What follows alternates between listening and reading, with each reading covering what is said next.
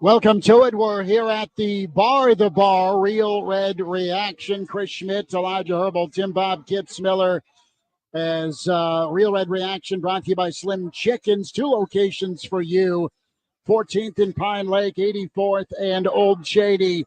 Nebraska able to get things handled against Colorado, 28-10, the win, the cover.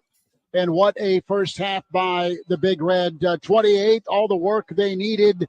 Point-wise, Colorado didn't really sniff or threaten much in the second half, 10 points.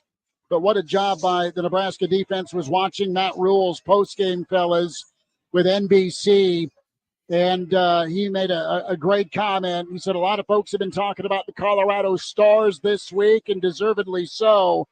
But Matt Rule said, my defense is a star. And, oh my, were they. 10 tackles for a loss tonight, 6 sacks.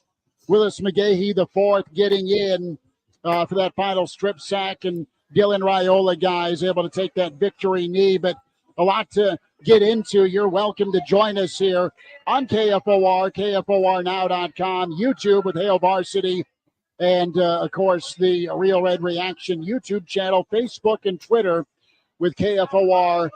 And Hail Varsity Radio, Twitter as well. 489-1240.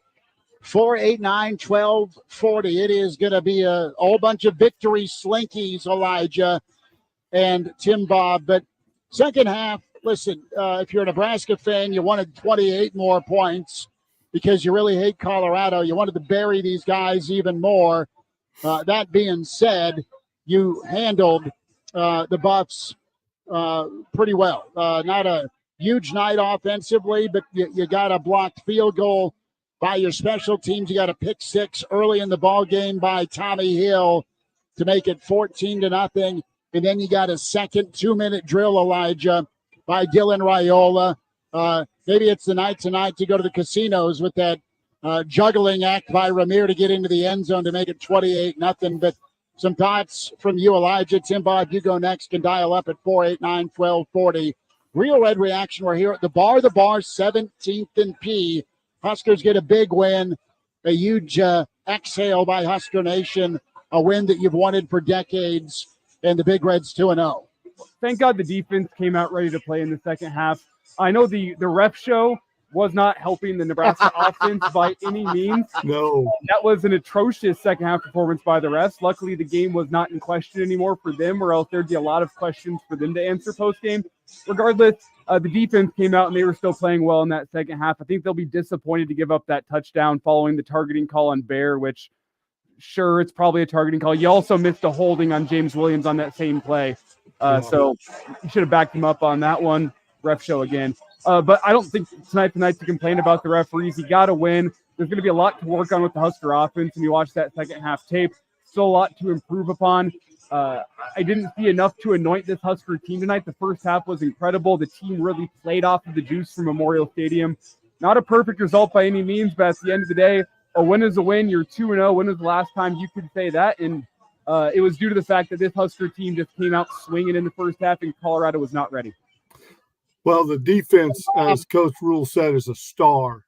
I mean, they could not handle Ty Robinson and the polar bear up front. And I kind of saw it last week watching the North Dakota State game. I thought if they can't handle North Dakota State's rush, they're not going to be handling the Huskers front three if it were. And they just had a tremendous night. The linebackers played great, knocked down a lot of passes. They just played with energy all night, and they brought it.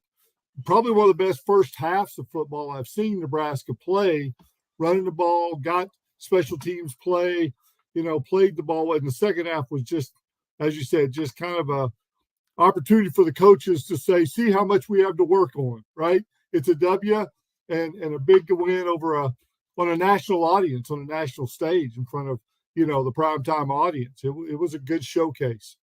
Great showcase for this Husker football team, Tim Bob. I'm with you there. It's a chance to show the country, hey, this is not the Nebraska team you've been watching for the past 6 years. The defense showed that. The offense didn't turn the football over.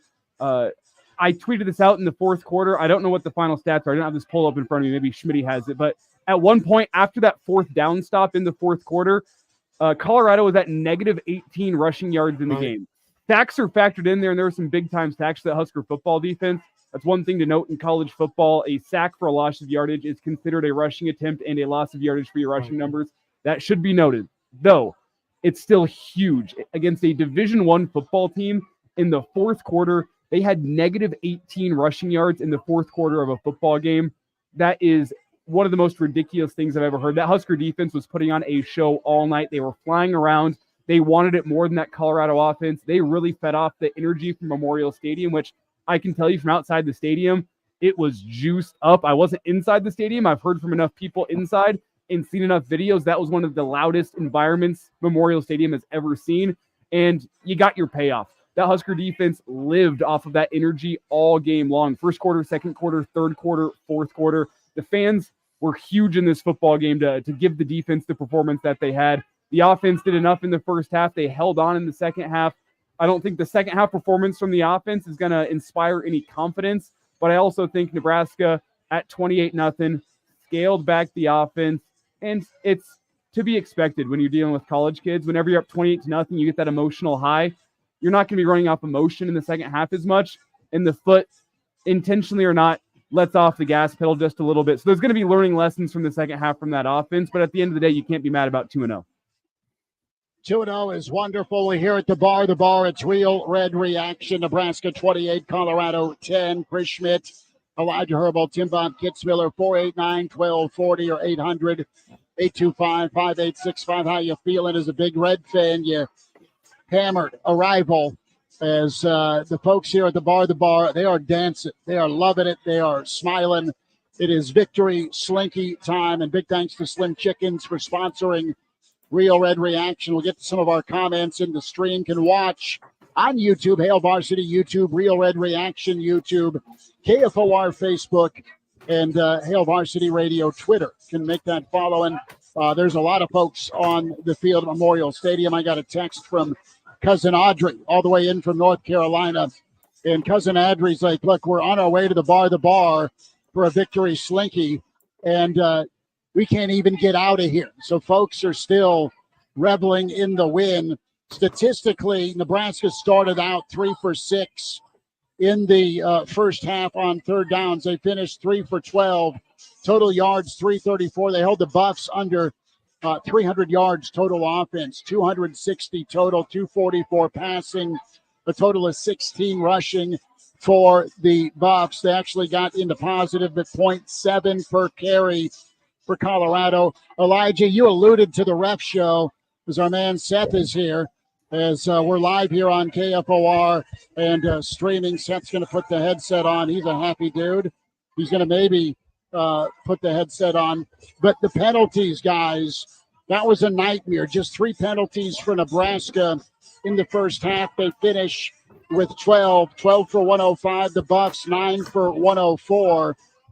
And you had 10 for 85, not 10 for 85, but you had 85 yards in penalties in the first half.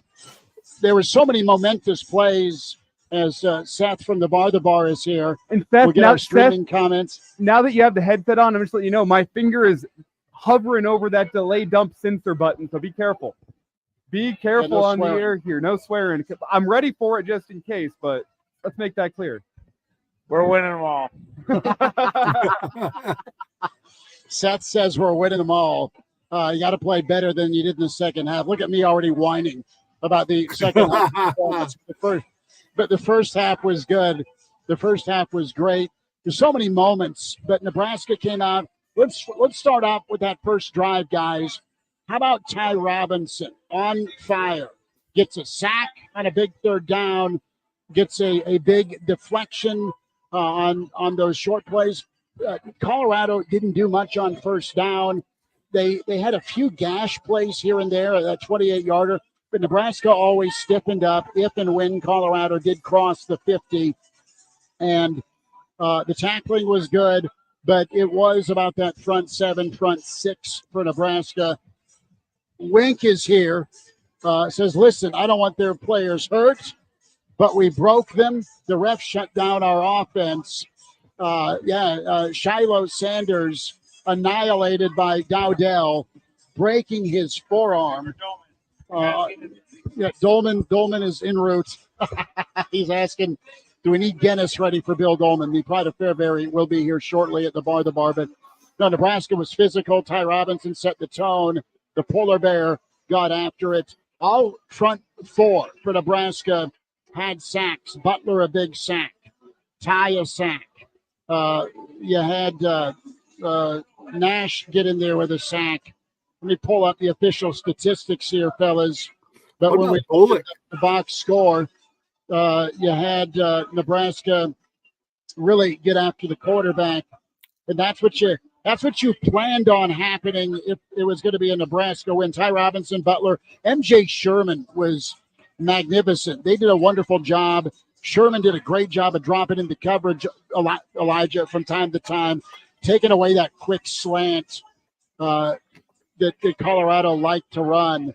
And it was no moss for the Buffs. I give Shador credit for finishing the game as much as he got smacked around. Dylan took some hits here and there.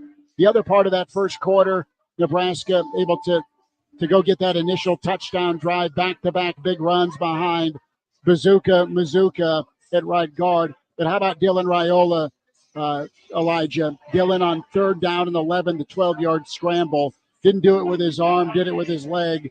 Really set the tone for Nebraska. Well, I said on our show yesterday that I'd feel like an idiot when Nebraska won this game because I know that football is won and lost in the trenches. And that being said, I still pick Colorado. I'll eat my crow on that one. I got it wrong. I'm happy I got it wrong. At the end of the day, I said it yesterday. I'll say it again today. Football is won and lost in the trenches. That was the story of today's game. Nebraska just went out there, and we have Brian Meyer on the stream. Oh, my. That is a wonderful sight right there. Tell Brian to go get himself a slinky, Schmitty. But as we continue on here, Nebraska went and won that game in the trenches. They out-physicaled that Colorado team. I'm with Wink where he said, you know what, you don't want to see Colorado's players getting injured, but Nebraska broke them. I agree with that completely. I will say Shiloh Sanders probably knows how that security guard feels. I'll leave it at that. But back to my point, just a physical manhandling from Nebraska up front in the trenches. You saw it in the rushing attack. You saw it from the defensive line. Shedeur had no time to throw. The Colorado running backs had no room to run the football. And it's because Nebraska, all 11 men, offensively, defensively, were more physical than the Colorado counterparts. That's what won Nebraska this football game, plain and simple. Oh, absolutely. We thought Nebraska would be more physical. And we kind of likened it to tackle football versus flag football. And that's what it was with a monster assist from the crowd in the press box. I mean, it was, especially in that first half, that first quarter, it was shaking. It was absolutely a home field advantage, Tim Bob, that Matt Rule called for. Yeah, they got it. The crowd showed up. It was electric. Even downtown earlier today, you could just feel the energy. It was a palpable. And the start of the game, the way they took the ball down the field, scored the running touchdown, I think, right? They just really manhandled right off the start. And it was really probably one of the best halves of football they played in a while. Had some penalties in the second half, but, man, I really was impressed. I'm a fan of this team. I've been here 25 years now, and I'm really dug in. I'm a fan of Matt Rule and this football team and excited for them to see the win, to get the win. And how about Connor chiming in here on the stream saying this episode of Chasing 3 is going to hit like crack?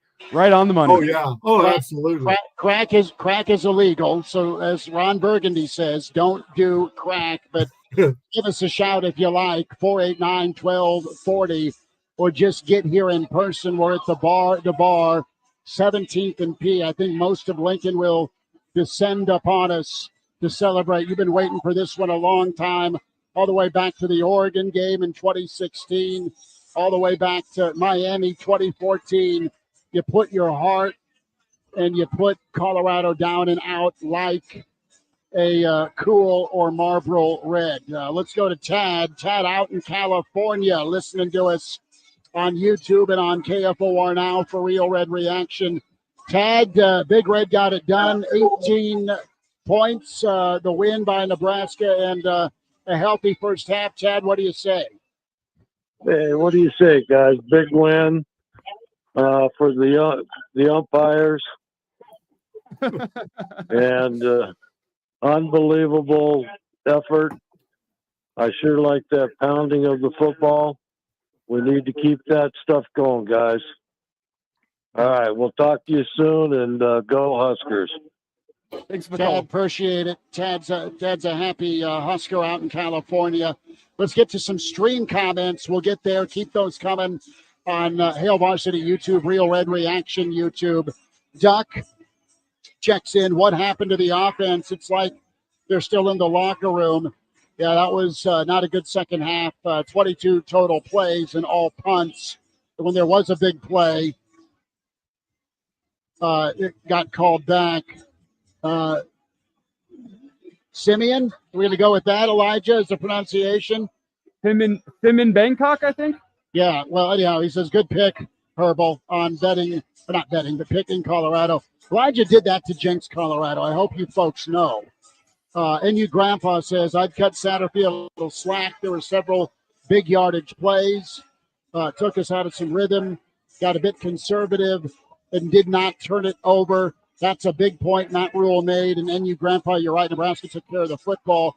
Guys, it felt like it was Mount Everest a little bit for Colorado, even when it got to 17-0, 14-0 off that Tommy Hill pick six.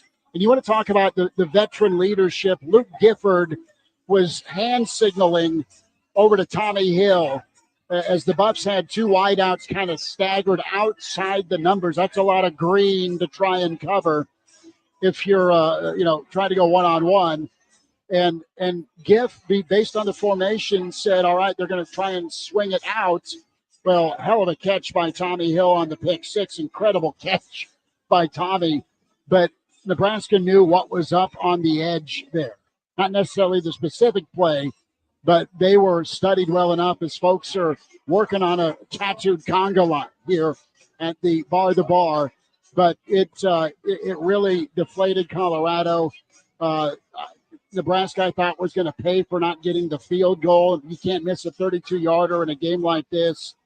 But Nebraska was able to capitalize on that touchdown drive where Dowdell went up and over the top and recovered his own fumble at the goal line to make it 21-0, and then Nebraska got the 2-minute drill. But your feelings, your thoughts here as the Big Red victorious 28-10 here. How are you? Nice to see you. Smitty, the star out there. I am an old man in the corner with college students asking how I'm doing. Absolute win. But we'll get to more of the stream comments. Saturday says absolutely disgusting second half from the offense. Refs can't call holding on the CU line or anything so predictable. We also have Sexy Grinch getting in here. Kazan says, hurry up and give me the date of the bowl game so I can take work off. Uncle Jimmy is in. Says a handful of number 20 and below teams lost. Maybe the Huskers sneak in this week, perhaps. But it was a statement, fellas, for Nebraska in that first half. And he just kind of hugged it out with one another, much like heavyweights do in the final rounds. Nebraska, though, did enough to get it handled. Absolute great work by the Big Red. You got yourself a quarterback, you got yourself a defense, and you got a run game you can lean on. Yeah, I like the run game. I like the stable of running backs. I mean, everybody got in the act. Boy, you had some physical runs, had some, again, a few holdings, but some breakaway runs. I mean, I feel like there's a staple of backs back there that can take it to the house. And it's been a while since I felt like that Nebraska had that kind of running back. So, kudos to the rotation. I know they want one back to rise or two backs to step up, but I'm fine with the way it is right now as they're kind of finding their rhythm and finding their who does what. But I really like this running back. I thought the offensive line played really good in the first half. And, again, just learning how to win, right? I mean, you got a young quarterback. You got some plays that should have been made, some holdings that got called back, but I'm a lot to build on, I think, here, and dominant up front. Gosh, what a game did Bullock play. Had some tremendous plays. And I don't want to be a guy who rushes to conclusion after the first 2 games of the season, because there's a lot of football left in front of you, and you still really don't know how good the 2 teams that you just beat are this season. But does that not look and feel like a team that can make some noise in the Big Ten this year? I'm not saying going to Indianapolis. I'm not saying a team that is going to go win the conference and be playing in the college football playoff. Let's not get too far ahead of ourselves. But that looks like a team that, if they have some fortunate news on the injury front as the season goes forward, if you're able to stay healthy, that feels like a team that can be playing relevant football games in November, where, you know what, you might be on the outside looking in, but you still got a chance of making it to Indianapolis. Or, you know what, you're going to USC, it's a top 25 matchup, and you can knock USC out of contention for playing in a Big Ten title. Like, that's what I'm talking about. I'm not saying this team is perfect. I'm not saying this team is the best we've seen in I'm comfortable enough saying it's the best we've seen in a couple years here. I'm not willing to say it's like a generational type team that's going to go make a whole bunch of noise in the college football world this year. But I've seen enough that shows me this team will be going bowling this year. This team will be playing meaningful football games in November. And by the time November 1st rolls around, we'll be talking about a scenario where Nebraska can play themselves into Indianapolis. That is how I feel about this team. And I don't think that's too much to say right now, because you look at the stats.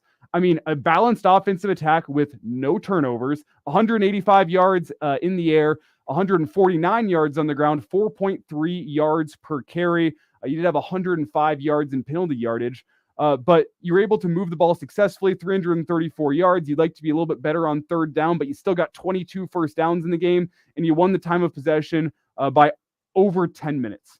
I mean, you're checking the boxes of what we were asking for from this football team all through the offseason. The team went out there and checked the boxes today against a team in Colorado that has superstars. They have star power. It's Elijah Herbal, Tim Bob Kitzmiller, it's Chris Schmidt. We're here at the bar. The bar, it's Real Red Reaction, 489-1240, 489-1240 to get in and sound off. How are you celebrating Nebraska's victory? How are you celebrating Nebraska being 2-0 for the first time in a long, long time? You got to go back to the 2016 season. Let's go to Bob. Elijah, I'm going to reconnect here video-wise here in a second. We'll hear from Matt Rule in a little bit. Bill Dolman en route. Tim Bob Kitzmiller. And again, Real Red Reaction is brought to you by your friend at Slim Chickens. Hooksy and the crew, incredible. 14th and Pine Lake. And, of course, can find them 84th and Old Shady. Bob, take it away. The Big Reds 2-0. Yeah, I'm just glad they beat the Buffaloes. I don't care if they win another game all year. Bob, you'll be calling back next week if it goes sideways, Big Cat. Right. Have a good one. Thanks. Well, there were some that, I don't know, may have offered their firstborn, Tim, Bob, and Elijah, to get this one tonight. It's momentous because, you know, Nebraska finally did it. Finally, what I mean by that is that they won a big game, a big build-up, a big opponent, a helmet game, national audience. It'll be interesting to see the TV numbers for the first half anyway, because 28-0 at halftime, folks around the country had to look at that score and go, ouch, and wow. Not only that you're up 28-0 on the Prime Circus, but Elijah, you're also up and shutting out that prolific offense that's going to put up points and scorch people pretty routinely. Nebraska was on lockdown in that first half. I mean, the defense just played like Memorial Stadium felt tonight, which was angry and on fire. Like, the fans, their mood coming into this game tonight rubbed off on the defense. The defense absolutely picked up what the fans were putting down and played just like it. Hair was on fire. They were flying around. how many times do you see 4 or 5 Huskers rallying to the ball carrier and laying in a big lick? I mean, it was team defense. It was just what you want to see from your Huskers. Like, it's as simple as that. Whenever you think of a black shirt defense, what you saw tonight was black shirt defense. And it's been a while since we've been able to say something like that. I mean, it feels reminiscent of 1990s Nebraska defenses. I'm not going to compare them mano-y-mano. Like, don't do that to yourself. They're each their own separate entity. But the way you see a dominant Nebraska defensive line, a solid tackling team, a team that rallies to the football and plays as one, like, they have those same hallmarks of what made Nebraska's defenses great in the 90s. And it's beautiful to see, because as a younger guy in this post-game show, the 25-year-old, it's the things like my dad would tell me growing up, like, yeah, I know these guys are the black shirts, but they don't play like the black shirts really did back in the 90s, like the real black shirts did. We're seeing a defense that, I know there's a lot of football left to be played this season, but they have the swagger and the play style of those 1990s black shirt defenses of old. And it's just fantastic to see, because it's the type of defenses, 2009 being the exception, the type of defenses that, like, I was told growing up, man, that's what a defense should play like. That's what the Husker defense plays like. But it's a completely different. I mean, there's so much speed. The scheme is well set up. I mean, Tony White is calling a great game, but you're right. A lot of experience up front. How about the linebackers that stepped up? You had to replace a lot of experience at linebacker, even if, the athletes weren't. I mean, there was a lot of experience, and I thought they flew to the football. They played with speed. They got after him. Secondary held up well against probably one of the better receivers they're going to see, at least until we go to Ohio State. I thought the defense, I thought the offensive line, ran the ball well in the first half. I mean, they played well, got off the ball, moved, had some big holes to run through. Again, what all happened in the second half, but it looked like Big Ten football, right? I mean, you dominated the first half, you got the win, and that's good enough, because it's a W. It's just different mindset, I think, playing Big Ten football. And I agree with you, Elijah. This looks like a Big Ten football team that I think can make some noise. The schedule lines up well for it.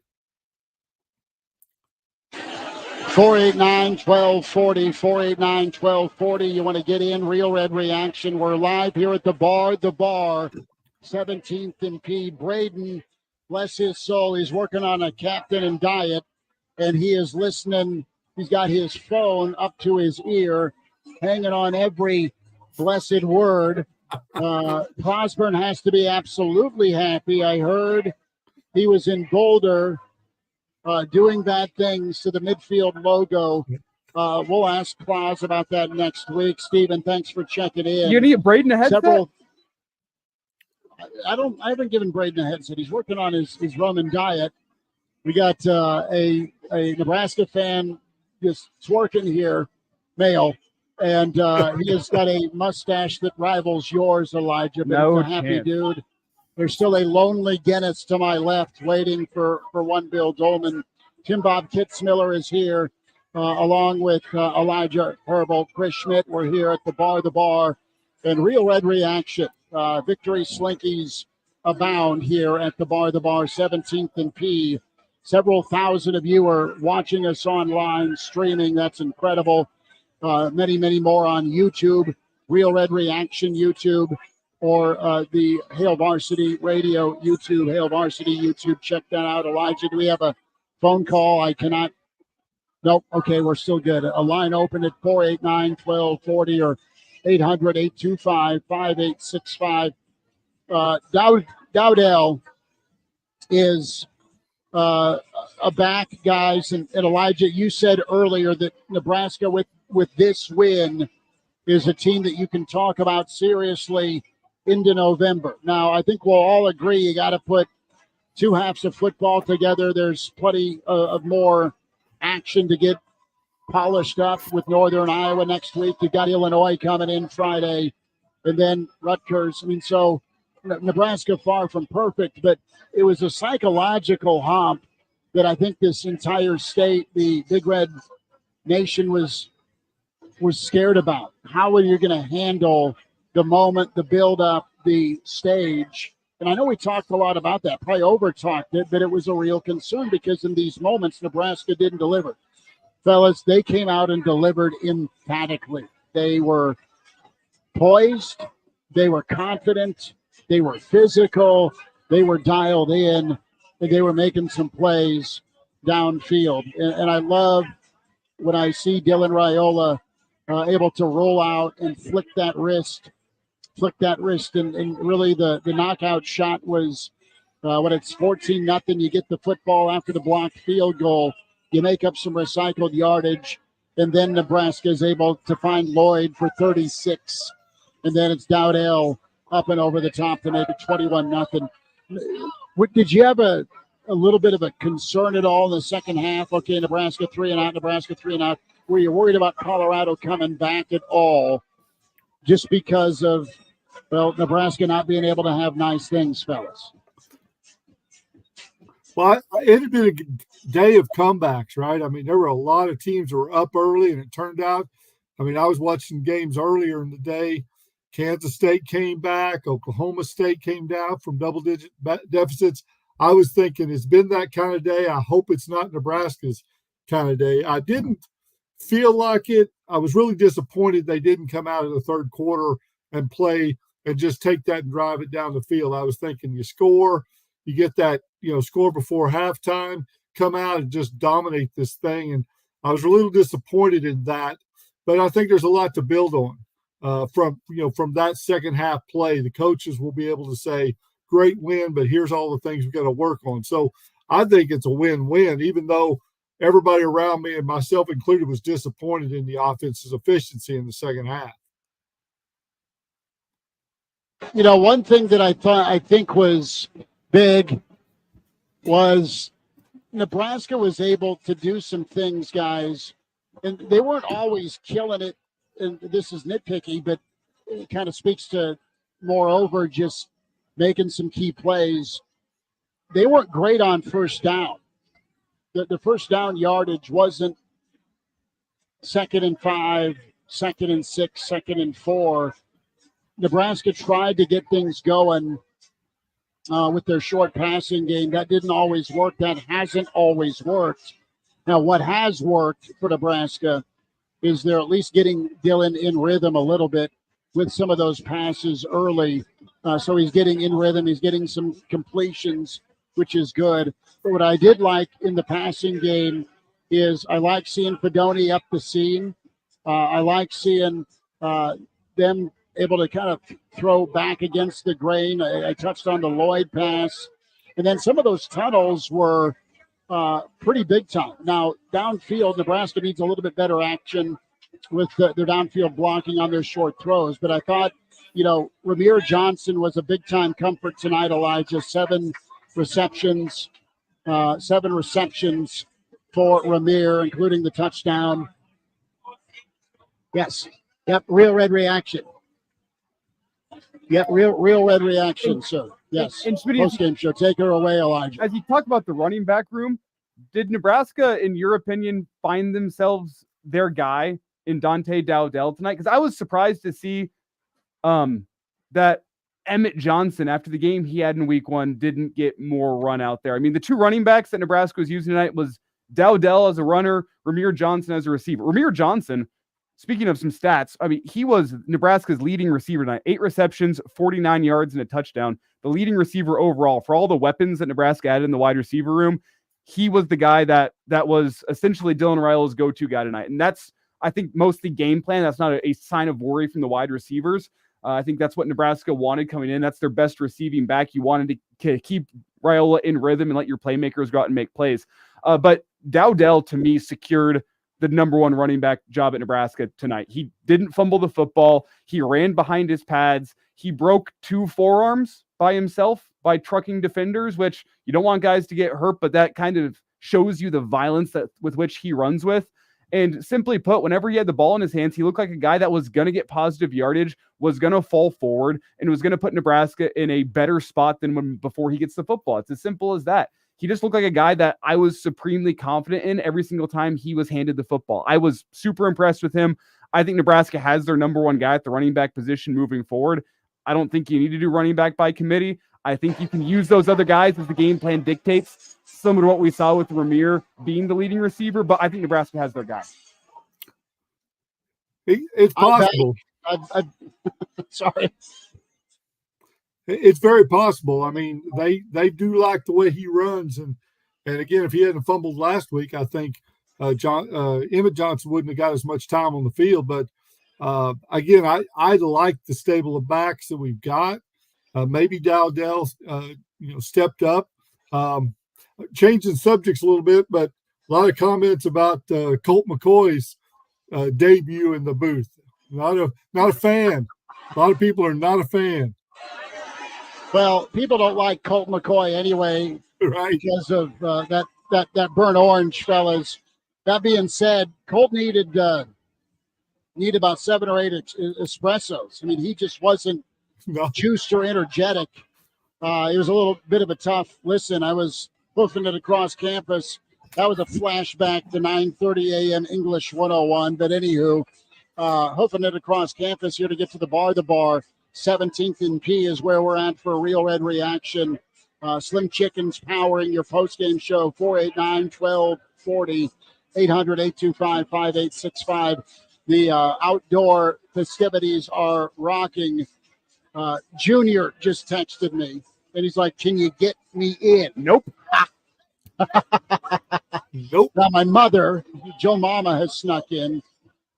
Cousin Audrey has found her way, and they have beelined their way up to the bar to hammer a slinky. There is the Lonely Guinness sitting here for Bill Dolman, the pride of Fairbury, will be visiting on site. Tim Bob Kitzmiller in his man cave. Elijah is stuck in studio. Elijah, are you going to be able to get down here for at least one victory beer after we're done at midnight? We'll see how long the line is at midnight. I've heard it's already around the block, so crossing my fingers. I will say, if I can, I will be there to come grab one with you, Schmitty, if possible. We'll see how late we go into the night here. We're on the air on KFOR until midnight. We'll go in the stream as long as we feel necessary. We have some audio we want to get to. Matt Rule in the can, ready to go. We'll hear his post-game thoughts here in a second. We're also, as you said, Schmitty, going to get Bill Dolman sitting down with you. We're going to get his thoughts on the game, and we're going to continue discussing here. There was one back to Colt McCoy. That's where we left off. I do want to quickly say here, his performance left a lot to be desired. I am not, as a broadcaster, I understand this job is difficult. I am not going to be the one to throw stones at his performance or his energy like that. But one thing I will throw some stones at, his preparation left a lot to be desired on the Nebraska side of things. He had his Colorado notes down pretty well. Nebraska notes, considering Not NBC so much. had a reporter, Nicole Arbach, embedded within the program for a week, getting the behind-the-scenes scoop. You had everything you wanted there. I thought his preparation on the Nebraska side was a little bit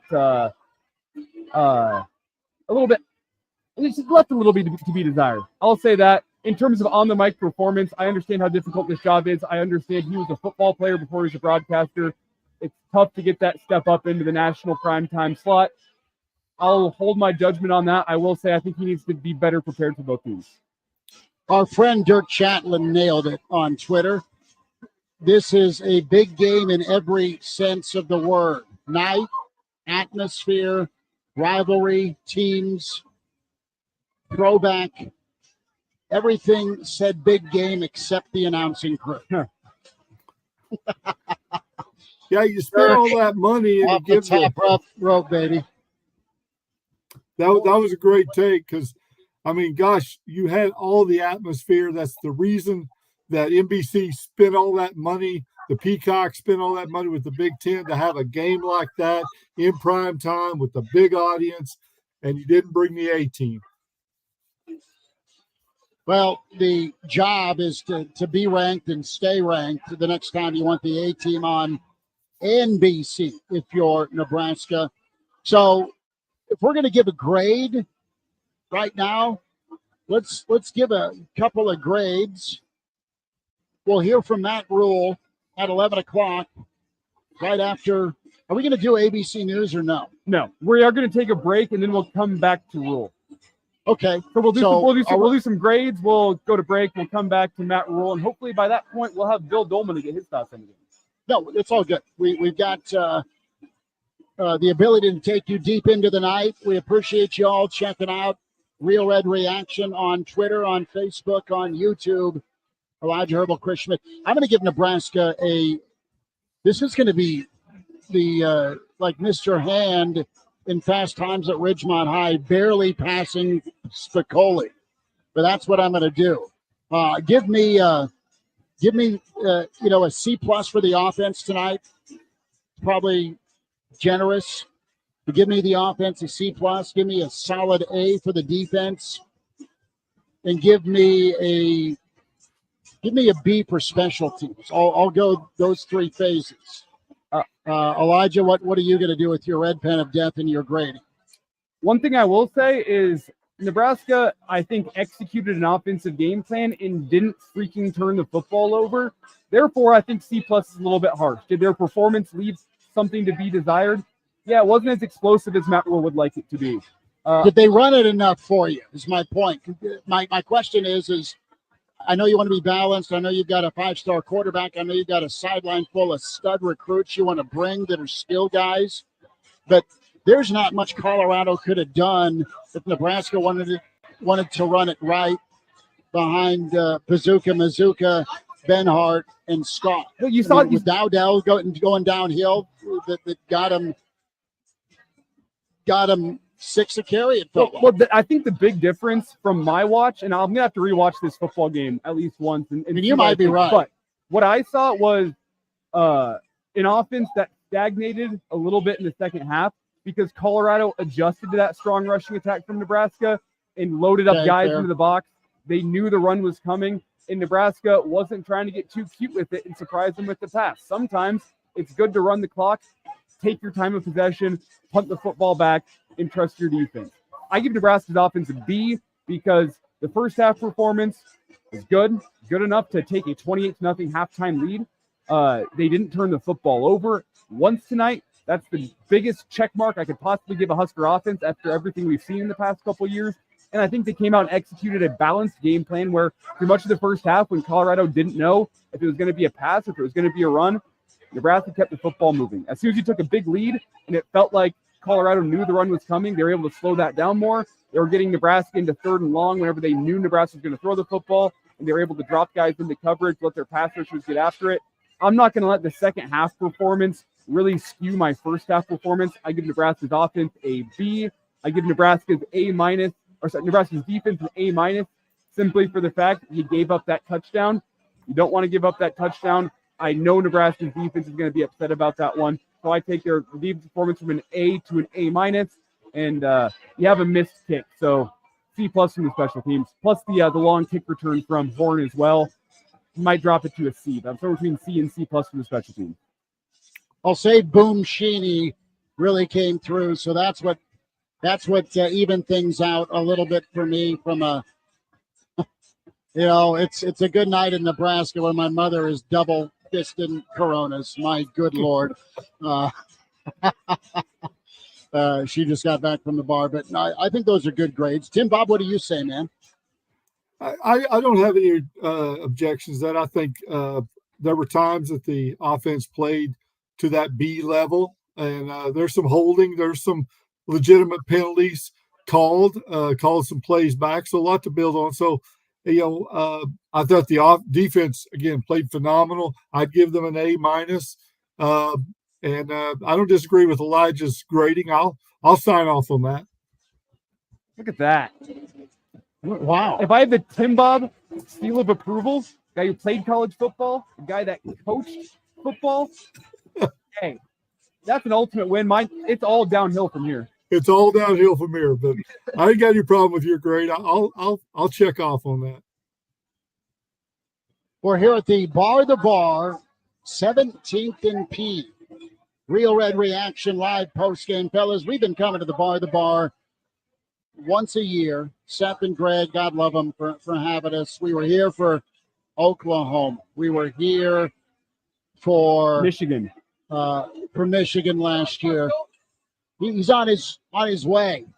Oh, is that a Bill Dolman student?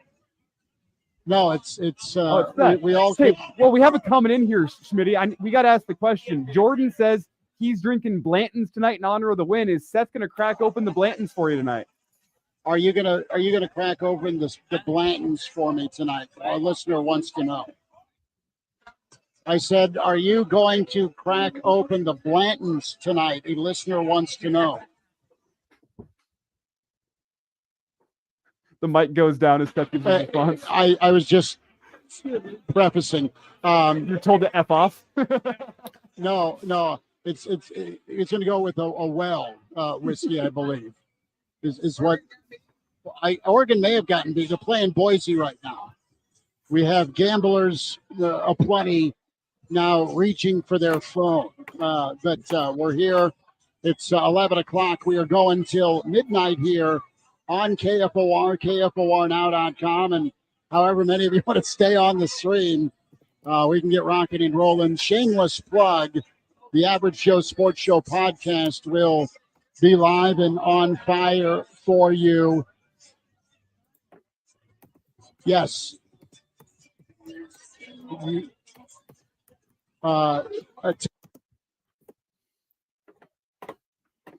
While Schmitty makes the rounds out there, let's step aside, Schmitty. No. Let's step aside. Let's we'll take a do break. Matt Rule. We'll take a break. We'll get to Matt Rule. But yes, 10:30, the Average Joe podcast live on your YouTube channels tomorrow. Tim Bob is in deep thought about Nebraska's win over Colorado, 28-10.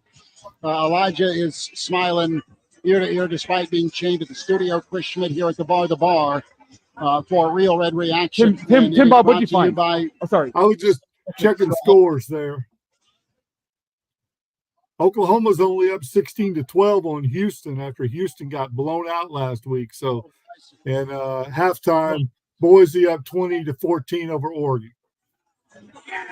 All right, Matt Rule, a quick timeout. Real Red Reaction from the bar, powered by Slim Chickens, continues on KFOR, KFORnow.com.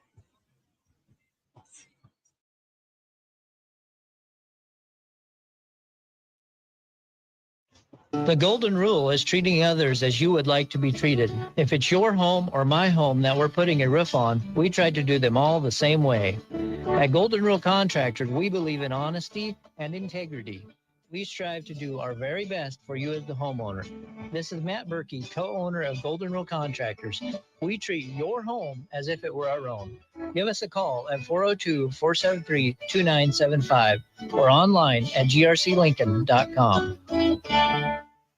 I'm Sergeant Jones with the Nebraska State Patrol. Driving drunk puts everyone on the road at risk. In Nebraska, over 30% of all roadway fatalities occur in alcohol-related crashes, and every one of those could have been prevented. The decision to give your keys to a sober driver could be the decision that prevents a roadway tragedy. Help keep Nebraska roads safe and always drive sober. This message is presented by the Nebraska State Patrol and the NDOT Highway Safety Office.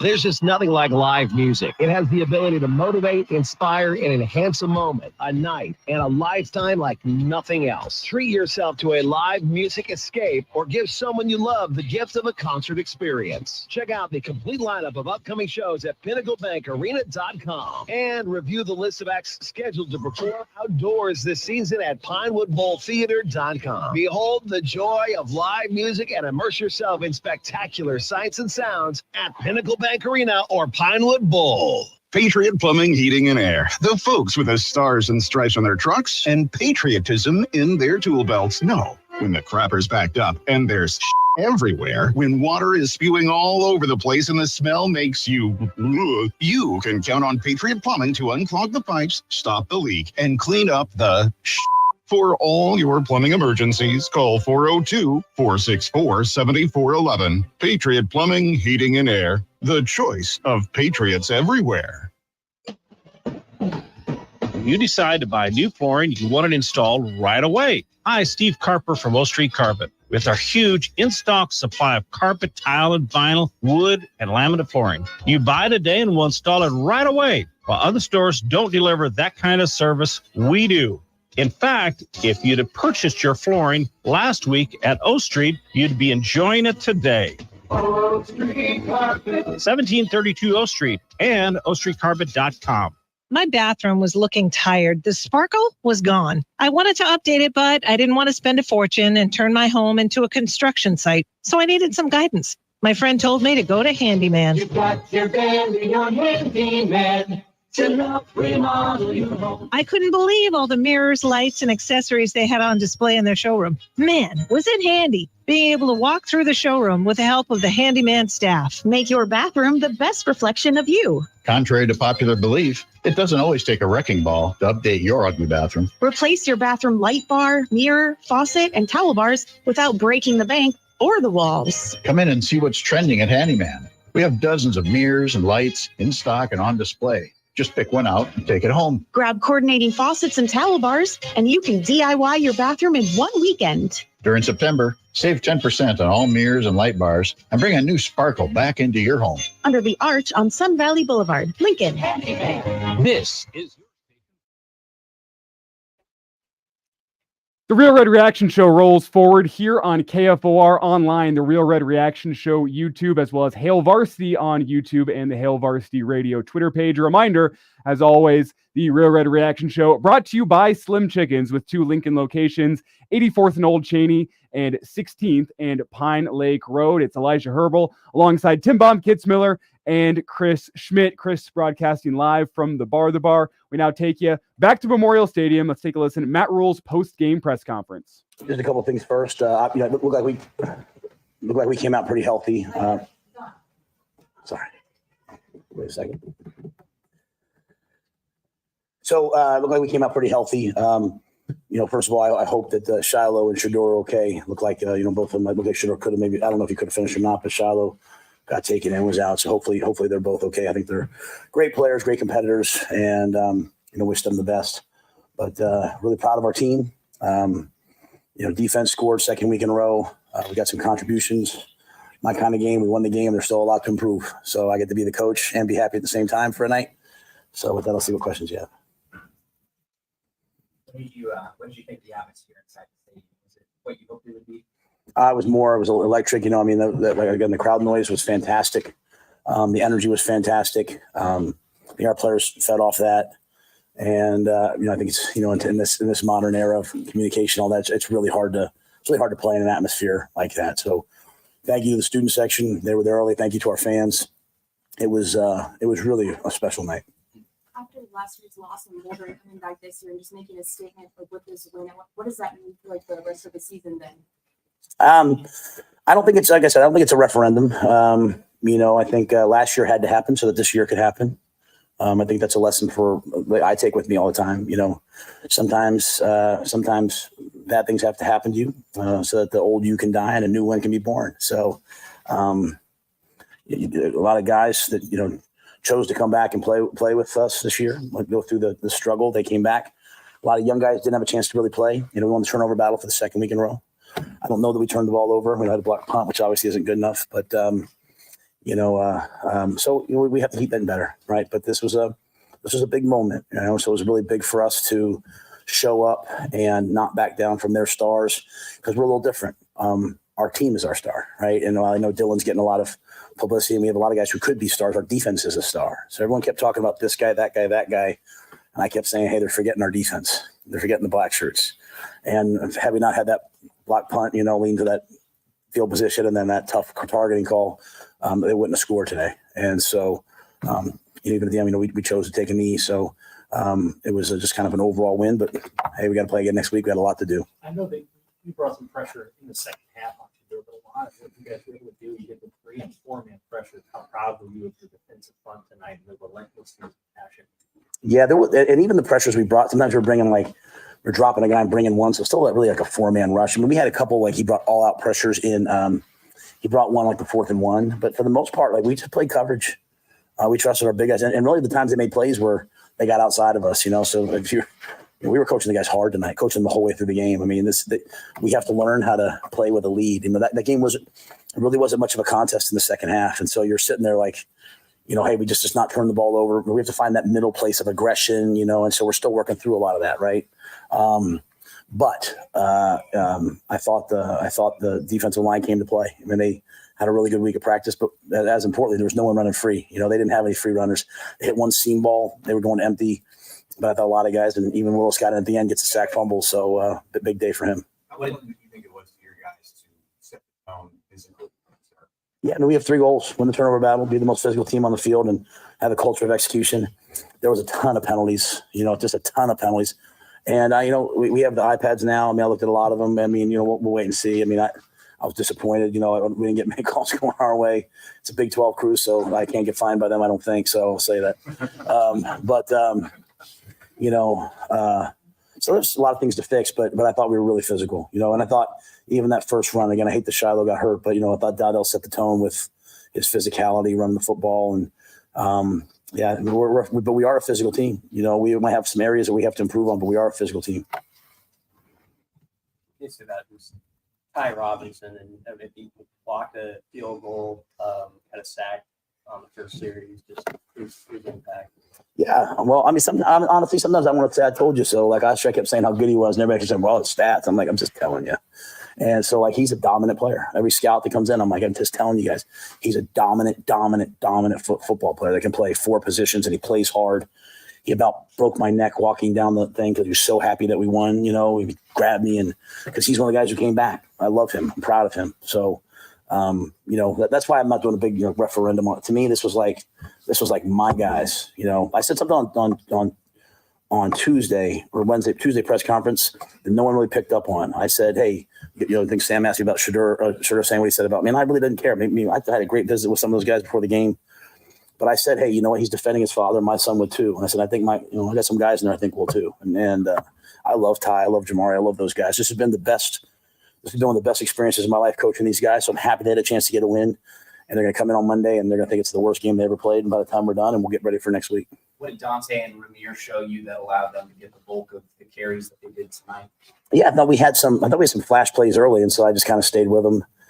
Even Ramir has a long one at the end. But, this is a game, this was a game that, we just kind of went with, even across the board. We didn't do a ton of rotating. We just kind of played the guys that on defense, we played most of the older guys, and just a unique game, got up early.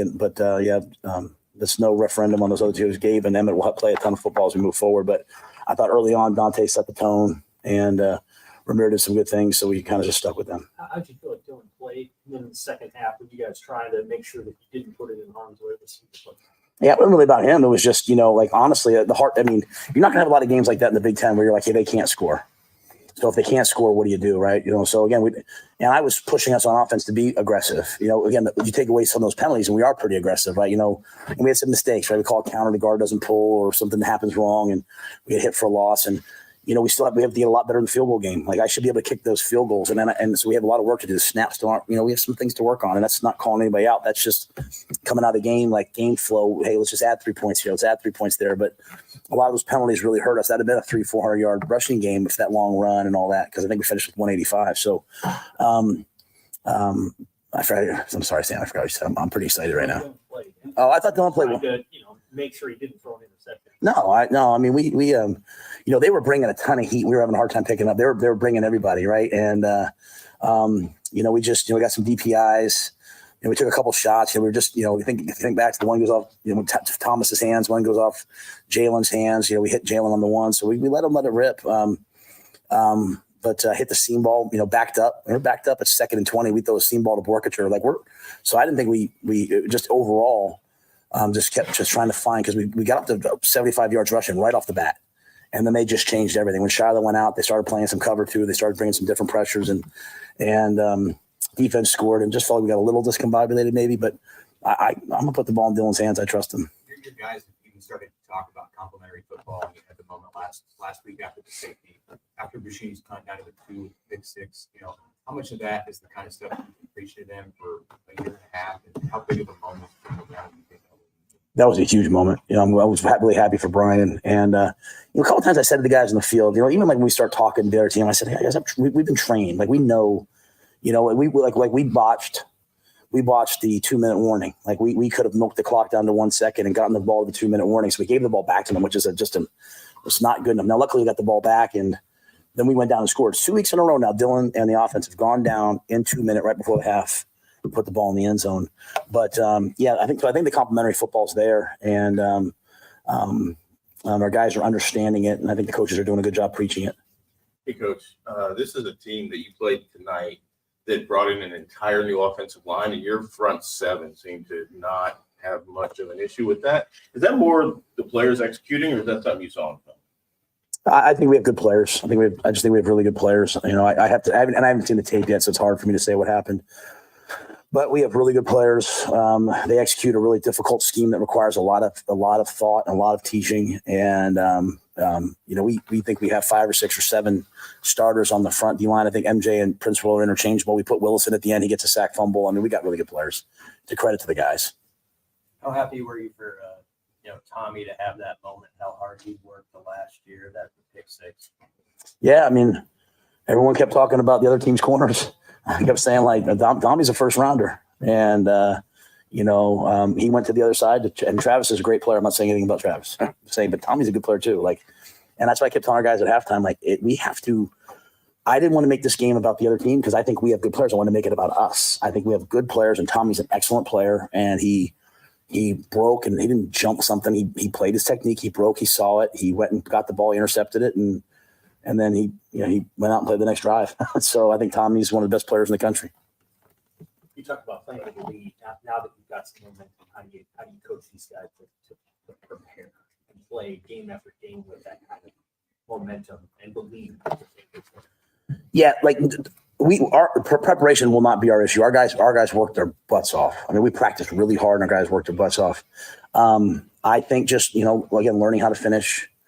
We still haven't solved the close game thing because we haven't been in that. And I think probably a lot of people thought this would be a close game. I'll be honest with you. We expected this score. We expected this to be like this. We have a good team, and we felt like we were going to play really well tonight. We're going to go right back to work and treat this like a game that we lost. That's what we did last week. Like I told you guys, correct the correctables. And that's a really good football team. They'll make a ton of noise in the Big 12. Guarding number 5 and guarding number 12 and guarding number 2. Those are as good a players as you'll play against. And on the defensive side, there's active and violent defenses we'll see. So we're just going to work. And I think the biggest thing is we have great competition. A lot of guys want to play. Ja'Cory keeps making plays. Now we got Jalen involved again this game. Thomas made a big catch down the middle. So we just have a lot more that I think we have to get done. Coach, with the defense playing as well as it has, and then you have Dylan off-platform throw across the field down to the 2 on national TV. Just how excited are you as a coach, and how excited should your fan base be right now? Okay. And that was just for the play by Dylan was great. But that's a roll throwback. That's a great call, great play design. They said they had it, and it was cover 2. Jalen did a great job. The ability by Jalen to come back and get that ball was fantastic, and Dylan trusting him. But I think the biggest thing about Dylan is, we didn't turn the ball over. We're protecting the ball, still being aggressive, and we've had a good defense. The defense just needed some help. We have a lot of work to do on special teams, right? We got a pump block, miss a field goal, kick. We got to give up a 70-yard kickoff return. So there's a lot of those things. In terms of the fan base, what I would say is, let's just take it one game at a time. Where our players will get in trouble and everyone will get in trouble, we'll start zipping ahead to 4 weeks from now, 5 weeks from now. We have not earned that right. We have not earned the right to start looking ahead. All we're going to do is we're going to, even when we lost to Colorado, I remember with Trev, I said, just give it a year, Trev. I said, we'll play these guys next year and it'll be different.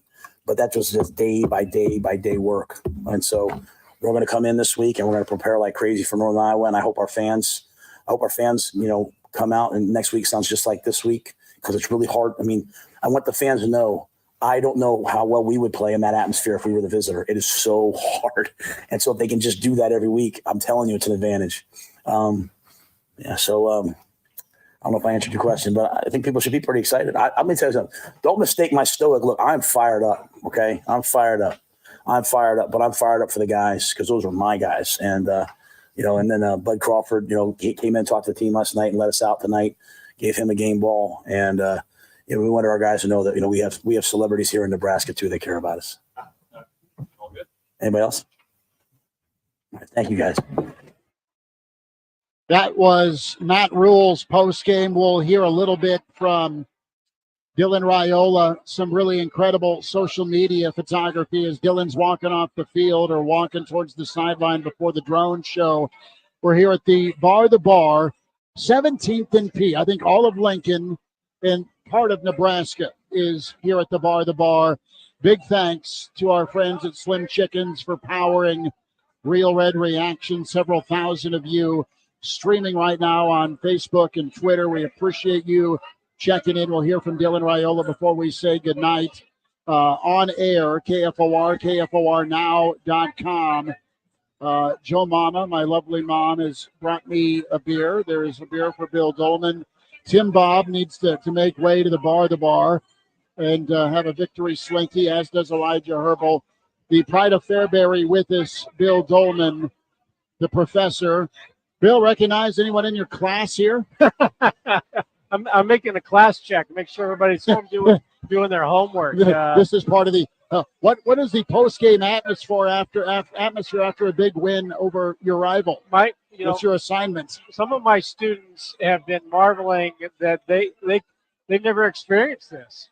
And as I was trying to make my way over here through downtown Lincoln, it has been a long time since this city has experienced this. And hats off to the Lincoln Police Department for guiding traffic around downtown Lincoln the best they possibly can. This is probably, I'm not going to say 25 years in the making, because there have been some big wins over the last 2 decades. You think about Oregon and Ohio State and Miami, but there's just something pent up about tonight. And I think if you go back to those wins, and unfortunately you can name them, back in the day it was, I can't remember all the big wins we had, but those were kind of upsets. This was no upset. And to be honest with you, I'm not surprised by this at all. You and Matt Rule. Yeah. This was similar to Nebraska 94, 24-7. The final score, it's a cliche, was not indicative of how big of a difference there was between the two teams. He's a student of yours now. But yes, and an ESPN celebrity making the scene. But this was, I think, people finally believing that what they saw on the field today is the way it's going to be. And I think it's justifiable. So the reaction and the feeling of the people tonight is really something that is a huge relief and release. And Nebraska does the most polite court stormings and field stormings of any fan base. I mean, the fans, like polite, the students, God bless them, trickled onto the field and they walked around slowly. And it's just such a pent up feeling tonight. And Lincoln deserves this. Nebraska deserves this. Something I've been thinking about, Bill, you talk about the deservingness. For the Husker fan out there below the age of, say, 20, 18 years old, this is what college football is supposed to be like. These are the emotions and the feelings you're supposed to have, the fun you're supposed to have watching college football. This is what it's supposed to be. This is what I got to experience with the Bo Pelini years back when I was about 10 years old. This is what college football is supposed to be. We've talked about the potential for a lost generation of Nebraska fans, of kids growing up in the state of Nebraska that aren't going to find Nebraska football because they've been so bad. Tonight, those kids got their first taste at what Husker football is supposed to be. And I'm excited about that. The second thing I want to add here quickly, we just got an all-time photo posted on Twitter by Will Compton. I have it ready for the stream. We'll describe it to the people listening that are not watching. But we have Will Compton and Taylor Lewan standing with Dylan Raiola, and they're all doing the Shedeur Sanders pose in the Husker locker room. The picture is up on the screen. That is an all-timer from Will Compton. And just hang that one in the Louvre, why don't you? Look, I think Shedeur Sanders is a good player. But I didn't see it, but it's my understanding that he left the field before the game was over. Yeah, he did. And that to me is stunning. Look, the Nebraska fans were not going to mob him. It was not going to be a rude ushering out the door. But unless you're going to dive into the ice bath, which I'm sure he might be in, I cannot believe that. Well, look, a coach would allow a player to do that and not stay out there and suck it up through another bad night. And I that to me is unbelievable. I can't imagine. Look, I'm not in the Matt Rule company, but going back to my era with Coach Osborne, I can't imagine Coach Osborne allowing a player to just leave before the game is over. That just does not register in my mind that any Nebraska coach would allow that to happen. So I guess there's a little payback to that. And look, Dylan had a lot of fun today and tonight, and to see him take the victory snap. And there was a time before the final snaps when he just went up to midfield and orchestrated the crowd for one final cheer. That's why he came to Nebraska.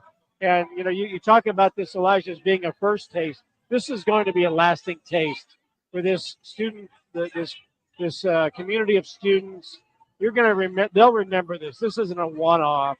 They're going to understand that this is what Nebraska football can be like, should be like, and will be like. And I think a lot of people fell back in love with Nebraska football tonight, and maybe for the first time. It's Bill Dolman here at the bar. Chris Schmidt, Elijah Herbal, Tim Bob Kitzmiller. It's Real Red Reaction. We'll hear from Dylan Raiola, his postgame here in a little bit. Nebraska 28, Colorado 10. Very dominant, kind of a second half that I know Matt Rule is probably going to be, I don't want to say pissed about, but there are things to highlight and circle and work on. Dole, what'd you think? For the Big 12 officiating crew? Yeah, Okay. there was a lot of bull crap with holds and flags. You can call holding on every play and they did. in every game. They did. And they did. And tonight they proved it. That was amazing. Anyway, I digress. No, it's important to look at it, and Nebraska does need 4 quarters of football. Nebraska needs that close victory. And Matt Rule, this is all things he said when it comes to his post game. So, but you're going to take 28-10. We all picked. Bill picked 99. 73-8. 73-8. I was closest. So Bill called the blowout. I thought double digits on one of my picks. I had a variety to choose from this week. Elijah, you thought someone else would come in here and win. Tim Bob, I think you thought Nebraska, but most folks thought this thing was going to be close, and it wasn't. Nebraska was so dominant up front. They can play a cleaner ball game in the second half, that's for sure. But you're seeing a freshman quarterback that's poised. You're seeing a defense that's hungry and angry and flies around to the football. And you see a stable of running backs. If this defense, I should say, if this offense really wants to get downhill, Dowdell really, Bill, was a pretty big time difference maker in that first half. There's no question about Dowdell has emerged as Nebraska's back. I was a little surprised there wasn't more committee play, but look, he has the potential to be a difference maker at running back and to be the guy like he did tonight. Get 16 carries. The other guys are going to have to split the rest. I was impressed with them. Look, I'm impressed with Nebraska's offensive line. They're not blowing out big holes, but they are. Good stuff. Mazuka was a terrific transfer portal acquisition. Evans, Scott, they're not spectacular, but Dylan's not getting hit that much.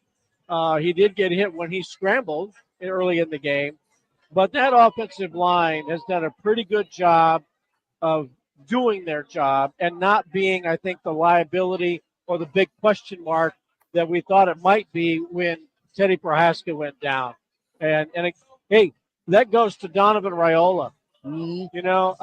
Whether the foresight was to bring him in here to maybe get a shot at Dylan, okay, good on you, Scott Frost. But I've said for a couple of years now, those guys love playing for Donovan. And when Teddy goes down, and if he's just got an offensive line that can turn out 4 and 5 yards per carry and protect the quarterback the way they have, that job is being done as good as it needs to be right now. It's Elijah Herbal, Bill Dolman, Tim Bob Kitzmiller, Chris Schmidt here at the Bar, Real Red Reaction, powered by Slim Chickens, 14th and Pine Lake, and 84th at Old Shady. 17th and P is where we're at. We're getting waved at by the clientele. The clients, yes, the clientele, but one that can hit a 3 and win state championship games for Southwest back in the day. A quick timeout. Elijah will get to break. More of your thoughts and comments in the stream. Want to break off a phone call? Can do that at 489-1240 or 800-825-5865. We'll hear from Dylan Raiola as Nebraska downs Colorado 28-10. Real Red Reaction continues here from the Bar on KFOR, KFORnow.com.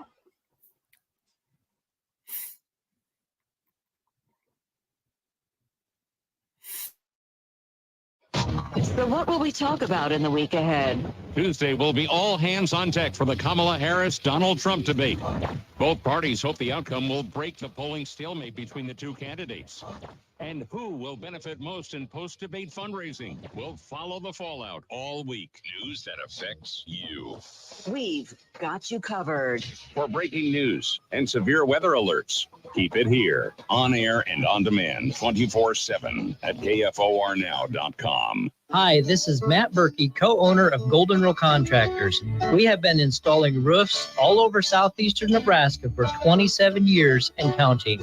We have customers in York, David City, Seward, Lincoln, and Beatrice, just to name a few.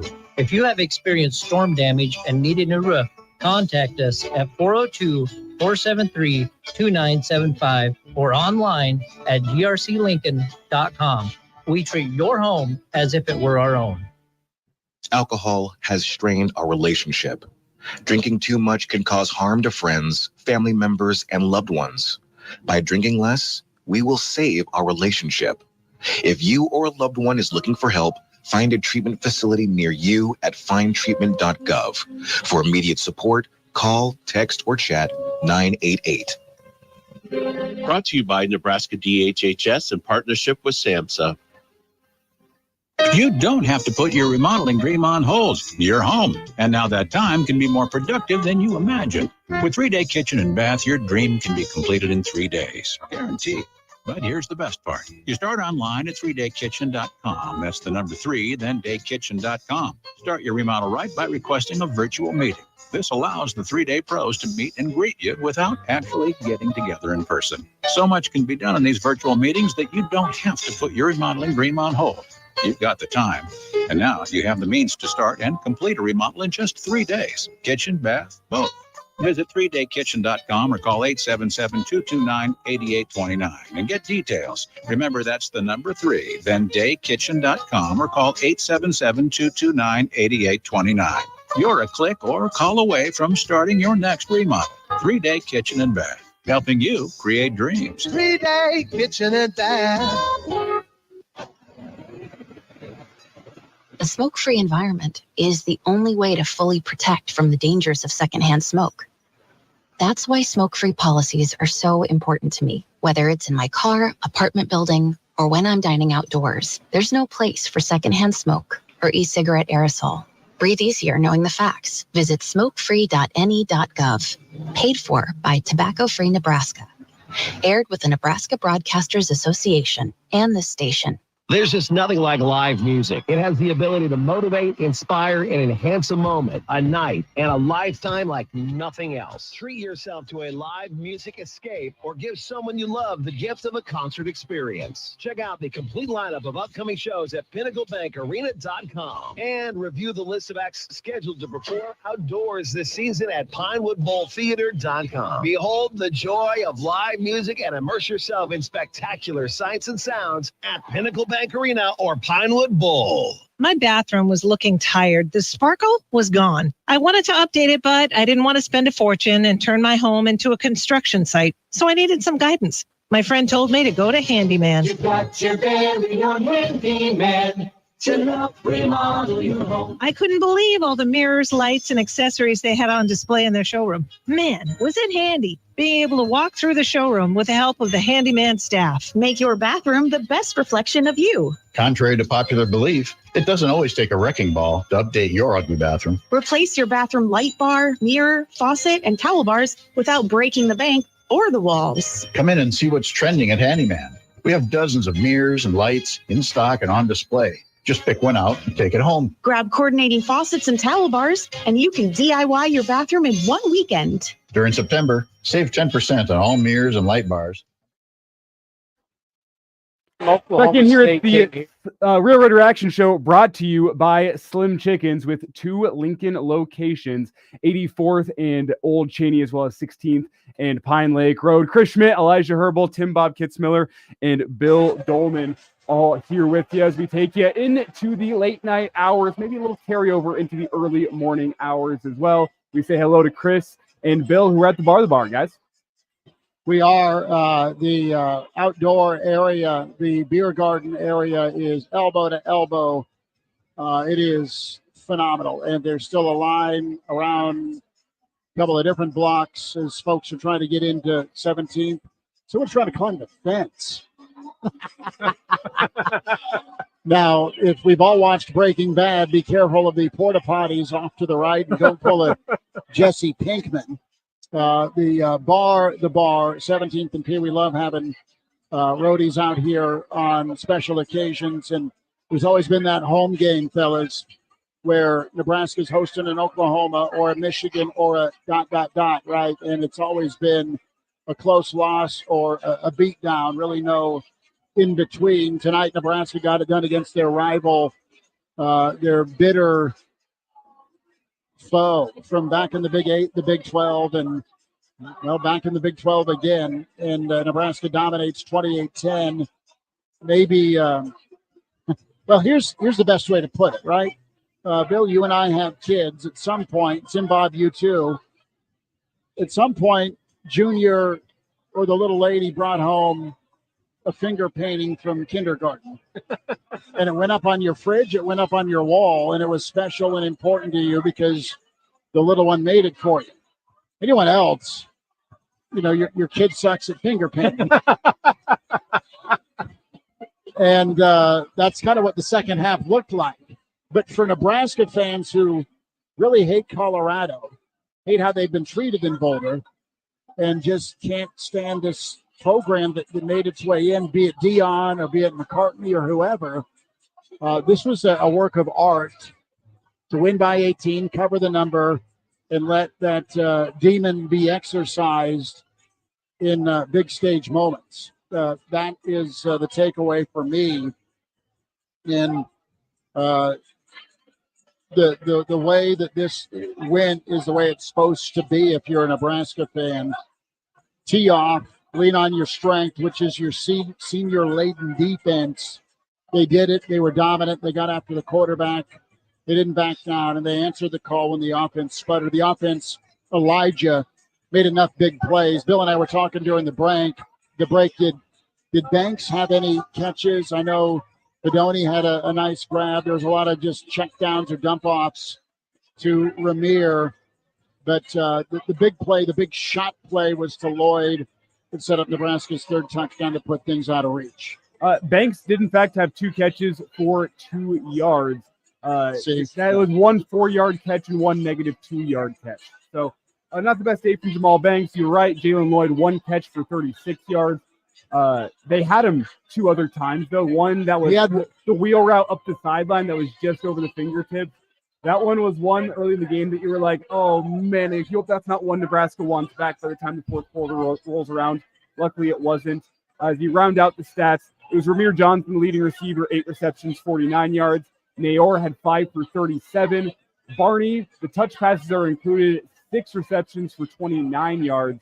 And Fedoni, 1 reception, 13 yards. As for the running back stats, Dowdell, 17 carries for 74. Ramir, 10 carries for 33. Then you also had Raiola with 3 for 7, Barney with 2 for 28, and Irvin with 2 for 6. So let's go around the horn here. And Tim Bob, I'll start with you. You know, what can this offense become? What have you seen that you like, that you feel good? Let's talk big picture. I'm going back to Elijah in his opening comments here with Real Red Reaction. You're not wrong. This is a team that can be good enough to threaten deep into November with the Big Ten. You're not calling your shot for a playoff, no, but they're 2-0 for the first time in 8 years. What can this offense become in your eyes, Tim Bob? What are they good at now? What do you think they can be great at later?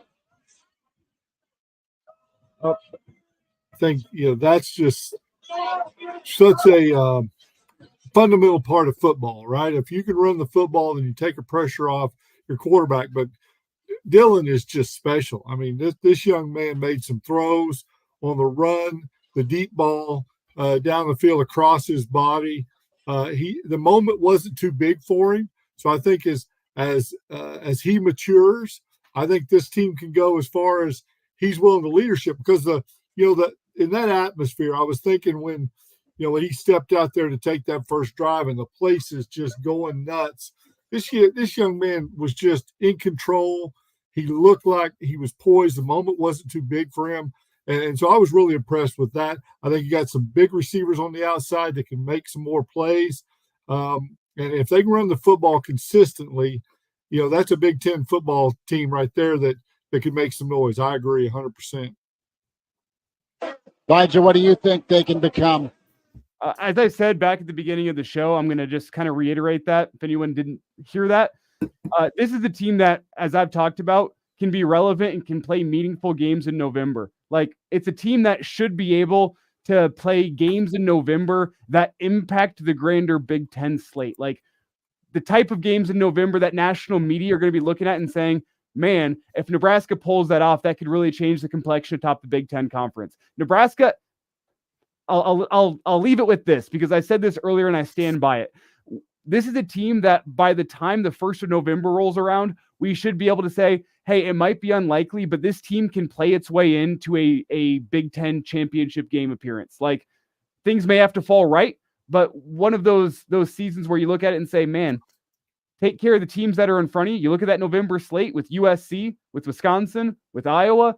You look at those teams that I think, especially with Iowa and USC, I know Iowa didn't have a great result today, but that's the Cy-Hawk rivalry for you. Teams on that slate in November that you think are going to be near the top of the Big Ten standings, at least in the top 6 by the time the year ends. With those games in mind, I think this should be a team that we talk about whenever November rolls around, that we're saying, hey, if you go out there and take care of business in November, you can play your way into a chance at a Big Ten title. I think saying, hey, the expectation is Big Ten title game appearance, that's too lofty. That's too much to say. I'll just say, by the time November rolls around, this team has a chance to play relevant games, and if things fall their way, we should be saying, hey, you know what? Indy's not out of the table. I'm not off the table. Bill, the offense will help this team do what? Well, I think that they're letting Dylan Raiola be as good as they need him to be right now. I think they've done a nice job of letting him get acclimated to the college game. There's a lot of balance on the offense. They're not putting it all on him. And maybe that's why we're seeing a lot of running plays right now, and the stable of backs get a bunch of carries. They're not saying, Dylan, you got to go win us games. I think the play calling has been somewhat conservative, especially today. And in the second half, let's just face it, I was mentioning to you when we came back from the break, the second half reminded me of a game in which Oklahoma State came here in about 85, 86, 87, somewhere in there. Herman Thomas era? It was before, I'm not sure if it was the Hartley, Dykes, and Gundy and Thomas era. It was before Barry Sanders, but Pat Jones was the coach. So and they came to Lincoln and basically just laid down. They may have just, and it was obvious that they were not here to compete. And Pat Jones kind of even said it after the game that, look, we got games that we can win after this one. We weren't going to come here and get beat up by Nebraska. And the final score was like 48-7 or something like that. And the second half of this game tonight reminded me of that Colorado really didn't challenge Nebraska in any way in which Nebraska needed to be deep in the playbook. It was like they're not going to come out and fight back. I think people were a little nervous that, well, this is when they start to go to Hunter and go to Horn, and Shador could not do anything against what I said was going to be the key to the game. Nebraska's front six, or however many they were going to rush. He couldn't do anything against them. Kind of similar to last year. So I think Colorado went into the second half saying, I don't want to get you killed. This game's over. Let's just not make it look bad.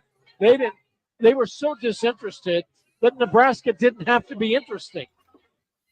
And you didn't want to tip your hand for Northern Iowa, who I think will be more competitive. And Illinois had a nice win today. So I think Nebraska's like going, they don't want to play in the second half. Game over. So let's just cruise and burn the clock. Yeah, let's just put it on 55 for a nice Saturday night drive down I-80. Colorado, I think, was a little embarrassing in the second half. I don't know who their head coach is going to be after this season, because I don't think he's going to stick around. I cannot imagine Deion Sanders coaching a team that does not have his sons or Travis Hunter on it. And look, I think I've said this before. Colorado football was rock bottom when Carl Dorrell got fired, and they found Deion Sanders to provide them a spark. And it did. It was lightning. They didn't have the money to pay him, and hence Coach Prime was born and all of the stuff. But if he leaves, the interest in Colorado football will be lower than it was when Carl Dorrell was gone. And they're going to be looking to wax their skis in late August. And I think that program is headed for some dark days, and I don't think anybody cares. And I think that was probably evident by the way they played tonight. So going way back to the beginning of the question, Nebraska didn't have to do anything offensively because Colorado didn't dictate that they had to. And I think Dylan Raiola can just continue to be eased into his freshman season.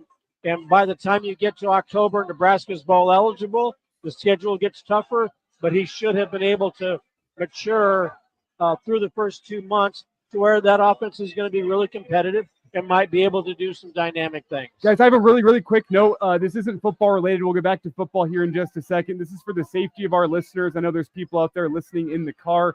Lincoln Police have released an advisory, a dangerous person in the area of 33rd and Holdridge. It's a man in all black clothing armed with a rifle, and they're advising people to avoid that area. Just a quick note for the safety of our listeners, 33rd and Holdridge, Lincoln Police are looking for a dangerous suspect, all black clothing, armed with a rifle, and they say avoid that area. We can get back to football just for the safety of our listeners as people make it back to their homes from downtown Lincoln tonight. The area of 33rd and Holdridge, Lincoln Police say avoid that area for now. Elijah, thank you for that update. KFOR, KFORnow.com.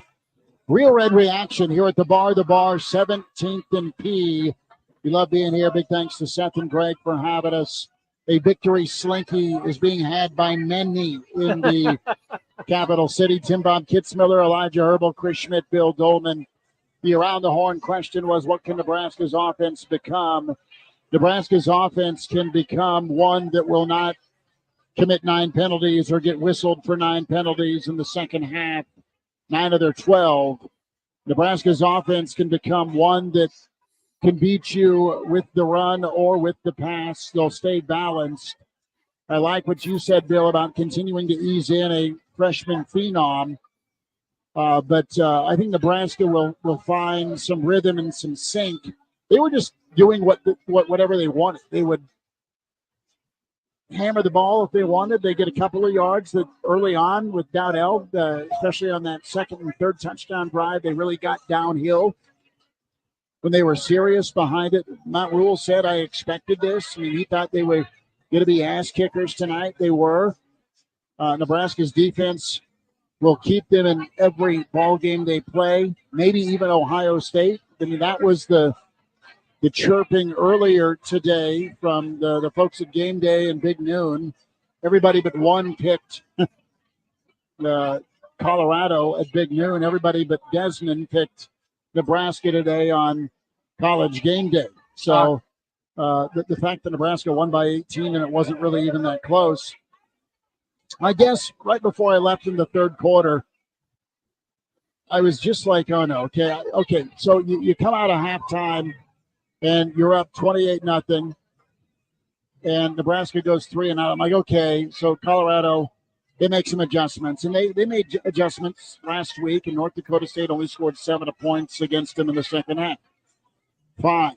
But this is the second half that their defensive coordinators made adjustments against two teams that are going to be problems for a lot of people. So maybe it's not just a Nebraska forgot to come out of the second half, but there was a celebratory era and aura about them going into halftime. I don't think they broke their arm, patting themselves on the back, but they know that they were really dominant. And I think part of what you said is absolutely right, Bill, that Nebraska knew that they kind of thrashed him early and let's just get out alive if you're Colorado. But I still had this twinge, Elijah, that, okay, Colorado's going to go down and it's 28-7. Then it's 28-14. I mean, so I guess I was just nervous for Nebraska fans that Colorado might mount a comeback. I guess I was waiting for Lucy to pull the football. Maybe I'm nuts. Flashback to, what was it, Washington 91 or 92? 1990. 1991. And Colorado did it too, where they had that fourth quarter comeback. Both 1990. Yeah, where Washington did it to Nebraska and Colorado, like 27 points in the fourth quarter. I kind of had that in the back of my mind too, but the Nebraska pressure on Sanders was relentless, and he was just throwing off his game. They had a nice drive that was sparked by the block punt at midfield, and another thing, getting back to Nebraska's offense, I thought Nebraska's passing game planning probably gave a lot of respect to Colorado's secondary. It was short throws. Yeah. And Nebraska's short throws so far this season are probably even. They've done minimal damage on that short little quick game. They've lost a lot of yards. There's a lot of negative yards. Now it gets the quarterback in rhythm, making an air quote easy throw, but you're not getting any yards. Nebraska's downfield blocking's not been great. No. So I don't know. Maybe that needs to be looked at. I do like the touch throws, though. I mean, Dillon had a big 3rd and 12 he scrambled for that opening drive that was big, but he also had a 3rd and 18 after 48 penalties that were flagged where he found Borkacher up the middle. Yeah. So I guess last point here for me is I would like to have seen Nebraska punch in one touchdown in the second half. Yeah. You're not going to wind about 28-10. Nebraska wins it. Elijah, what are you wanting to do here, Big Cat? I was texting you. Essentially, our next commercial break will be the end of the show on KFOR. We do have an out of midnight. I am unsure how hard that out is. I know the clock will become right during the midnight hour if we go over that. So I just thought we'd let you know what the timing situation is. Still a little bit of time here, and if we want to keep going on the screen, we can. But I turn it over to Tim Bob, who I think had a thought on that. I just wanted to talk about Bill's comment about Dion and the demoralizing, beating up. At one point in the broadcast, they're late, early fourth quarter, whatever it is, Dion takes his helmet off, walks over there and talks to his offensive line, which was really unusual, I thought, for the head coach, right? I mean, he didn't send his assistant. He went over and talked to him, and then when they came back out, killed. It was the conversation, Tim Bob. You're getting my kid killed. I thought maybe he was introducing himself to them. I know, and then he maybe introduced himself. But then when they came back out, they put in, the second stringers. I mean, it was like you said, it was a demoralizing experience for that offensive line to the point that maybe the coach said, "You don't want to play anymore. We're going to put in the other guy." So I think Colorado goes out of here beat up. Certainly Shadur took a beating. That offensive line was demoralized. I thought it was just odd that the coach went over and talked to the offensive line. I don't know if I've seen that in a while. And he wasn't yelling at them. He looked like he was pleading with them to do something. But I just thought, bring that up and see if anybody else had a thought. No, I think Bill's on the money. We'll see if Dion's here in a year. But this could be, as Nebraska fans remember what happened in Boulder in 01. Sorry to go there, but it was a watershed moment for the program. This might be a watershed moment for Colorado football. I agree. And it could absolutely be decimating to them, not just for being in Lincoln and getting whacked. National television. What's the rest? Yeah, what's the rest of the season look like for them? They were getting torched on Twitter all game. Trending poorly for the wrong reasons on Twitter the entire game. So. Well, it's interesting. Elijah, do we want to sneak in? Go ahead. I was going to say, the thing with Colorado, and I've seen some of the people who are all about Deion Sanders change their minds on Twitter tonight and decide, you know what, I'm not sure this experiment's working. What I will say is Deion Sanders has made that Colorado football program more relevant than it's been in probably 20 years, and that goes a long way. I think he's going to have to recalibrate how he wants to build a football program if he wants to be the coach around there, because if you don't get that Colorado football team winning, I don't see any other teams in America giving Deion Sanders a chance with their football program. I think he's going to have to recalibrate. The formula he has, which is resembled after him, is a team that talks the talk but doesn't walk the walk as of right now. And that's not a winning formula in college football, especially with all the turnover. So I wonder if this is a game that recalibrates him, especially considering where these two teams were at last year for how he wants to build a football program. I'll say it first and foremost, I'm not a Deion Sanders hater. I think he has the ability to build a good football program, but the way he's doing it right now is not how you want to go about it with a team of mercenaries. He needs to start by building a foundation of a football program. He's got the name appeal. He's got something that no one else in college football has, which is when Deion Sanders calls you, you're going to pick up the phone if you're an 18-year-old high school recruit. He's got to change how he builds that football program. I don't think he's got the right formula now, but I think he still can be a good coach in college football. It's just he just got introduced to big boy football, Big Ten football, and it didn't go well for him tonight with a team of mercenaries that started to crumble pretty early in that football game.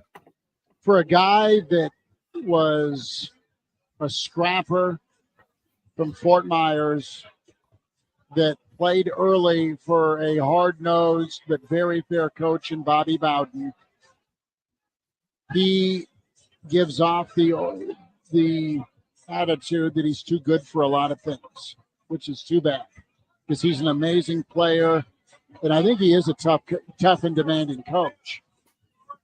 But it just was a really bad look tonight, not the final score only. Not only the annihilation that happened on the lines of scrimmage, but just how awful they limped away. And you got to love that if you're a Nebraska fan. We got some Big Red fans here, fans of Real Red Reaction, high fives and hugs. Plenty about Elijah. I think what we'll do is we'll take it up to midnight. No, let's just take it all the way to the Average Joe Sports Show. We're just 24 hour. We'll get Jerry Lewis. We're over on time. I'm not sure how it's going to work, but there's a computer in here that can do the heavy lifting for me. So all right, we'll take a timeout. We'll come back. That will end the show. That will if you take a break, that will end the show on KFOR. Right, but switch over to YouTube. Hail Varsity YouTube, Real Red Reaction YouTube, KFOR Facebook, Hail Varsity Radio Twitter, KFOR Twitter, and we'll hear from Dylan Raiola. Can we do that on the stream? Yeah, well, we won't have to actually step aside once we go to break. We'll keep it here. I will say we can go listen to Dylan Raiola. I have that ready to go. I'll also say, Tim Bob, I know the contract you signed said midnight, so if you got to get out, if you want to get out, feel free. Hang with us for as long as you want. Maybe we'll see. All right. Let's take a time out. I'm going to go to the can. We'll be back. And we'll hear from Dylan Raiola. Well, all right, let me. We're gonna hear from Dylan Raiola right now on the Real Red Reaction Show as Schmitty goes to the can. All right.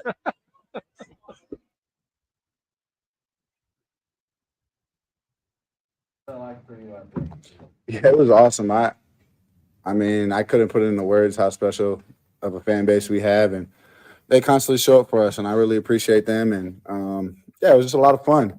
I think the main thing was trying to breathe and relax. Take the emotion and use it for the good, and yeah, just play ball. So yeah, it was fun. You seem pretty fired up. What was the mood like in that locker room after that one? Yeah, we were fired up. We know wins are hard to get in this game, and we're gonna cherish and celebrate every one. But this one meant a little more to us. Rivalry game, things that were said last year. I'm proud of our guys who went out there and handled what we needed to handle. Did you watch the last year's Colorado game live?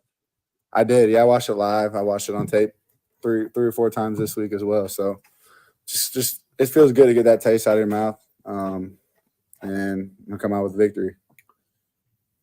I feel about the offense and its ability to be physical in the early part of the game is something fun. Yeah. Obviously that's our foundation. That's what Husker football, that's what their offenses are built on, is physicality. And couldn't say enough about my O-line going out there and just covering people up and moving people off the ball. Receivers blocking, being physical, and running backs finishing runs and making plays. So it was a team win, team effort, and we're just happy we were 1-0 right now. Near the end of the first half, you got that 18-yard pass to Johnson, and he's kind of bobbling it there at the very end. What's going through your head as you're watching, and it's a contested play between him and the Colorado defender? You're like, oh dear, am I about ready to give up my first interception on one of those bobbly type plays? And there as he's able to finally hoist it in there for the score. Yeah, I just had a lot of trust in Ramir, put in the spot, and it went our way. And I just threw it and put in a spot that Ramir can make a play, and he did. And we're just a good way to end the half. Feels good that those situations we practice get put into the game situation. How do you think the complementary football really showed itself when things were rolling early on? Oh, it was great. Our defense is the best defense in the country. I believe that. See it every day in practice, and to be an offense with that kind of defense is special. There's no pressure, no feel like you're pressing when you don't score or you don't get points, and it's just a good, comforting feeling on our offensive side. But on the other end, we got to hold up our side, and I feel like we did, and I'm happy that we play complimentary. Do you think you proved something tonight? This one? I think our team just proved that we're we're just trying to stack days and stack wins, and just to take it week by week. And I think our team, we knew what we had. Just a lot of other people didn't know what we had. So that's the best part about us, believing in everything in house and keeping outside noise outside. Were you surprised this came on the field like that afterwards? Yeah, I didn't really know what to expect. I heard the PA guy say no rush in the field, and that didn't work. So yeah, I was just trying to I was trying to find find some players on their team and wish them a good game, but unfortunately they had left the field early, and whatever, so be it. But talked to Coach Prime, told him good game, and after that it's like, where's my family at? I wanted to go see them and be with them. Yeah, I found them. Yeah, I was screaming, where's my family at? So You talked earlier in the week about what your dad said to you about this rivalry. What was that conversation like with him afterwards? yeah, he literally said we're still undefeated against Colorado. So I was like, oh, that's the first thing he said, Dad? Awesome. So yeah, it was good. I'm just glad we won. So it feels good. I honestly don't know. I just wanted to give my whole family a big hug and appreciate, and so grateful for everything that they've done for this journey, and so glad that they show up every time for me, and I'm very blessed. What do you think you can take away from the second? Yeah, you can call it a lull, you can call it whatever, but I feel like we were in full control the whole game, and I'm just it's a good feeling to have when you have control and that you can run the ball and throw it, and the penalties hurt us, but at the end of the day, knowing that it's self-inflicted things that are stopping you, you can fix it and clean it up. So, yeah, we're going to come back in, watch the tape, and we're on to the next week. So You didn't get asked last week really to use your feet much other than to get out of the pocket and throw, but if there was a 3rd and 10 on the first drive that put you ahead where you got scrambled for 12 yards, how confident are you in that part of your game, and how did you feel on that run tonight? yeah, I feel like I can run when I need to, and I have to make a play, and yeah, it's just I was like, man, I took off and the dude hit me. I didn't even know where he came from, but I'm just glad we got a first down and kept the chains moving, and ultimately led to a score. So that felt good after our defense got a stop, and we just kind of used that momentum and kept pushing. But yeah, I don't mind using my legs. That was actually one of my goals is to rush for a 3rd down, and whatever, did it. Say it again. When was the last time? I punted in a sophomore year. I bladed my 60 degree, so if you guys know golf. But no, I should just gave it a chance. But yeah, I don't. It's fine. I just catch the snap and then can get it off. So the operation was clean. All right. Thank you. Thank you. In the first half. That's Dylan Raiola, How are his you? post-game press conference. As We got a dude here.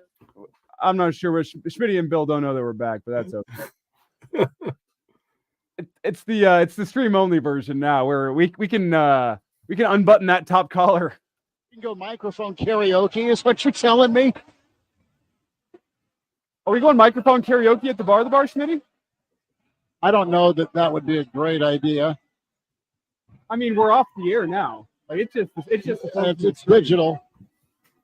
It's digital. We better not. We can listen to the screams of Go Big Red.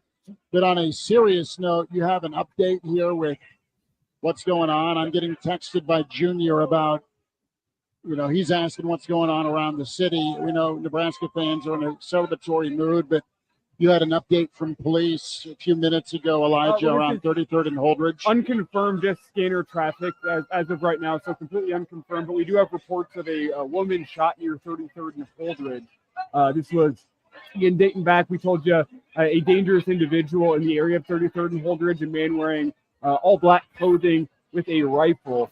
And that's the added context to that story. Is we have reports of a woman that has been shot in that area. So again, the advice was out from Lincoln Police: avoid that area of 33rd and Holdridge if you are on the way home.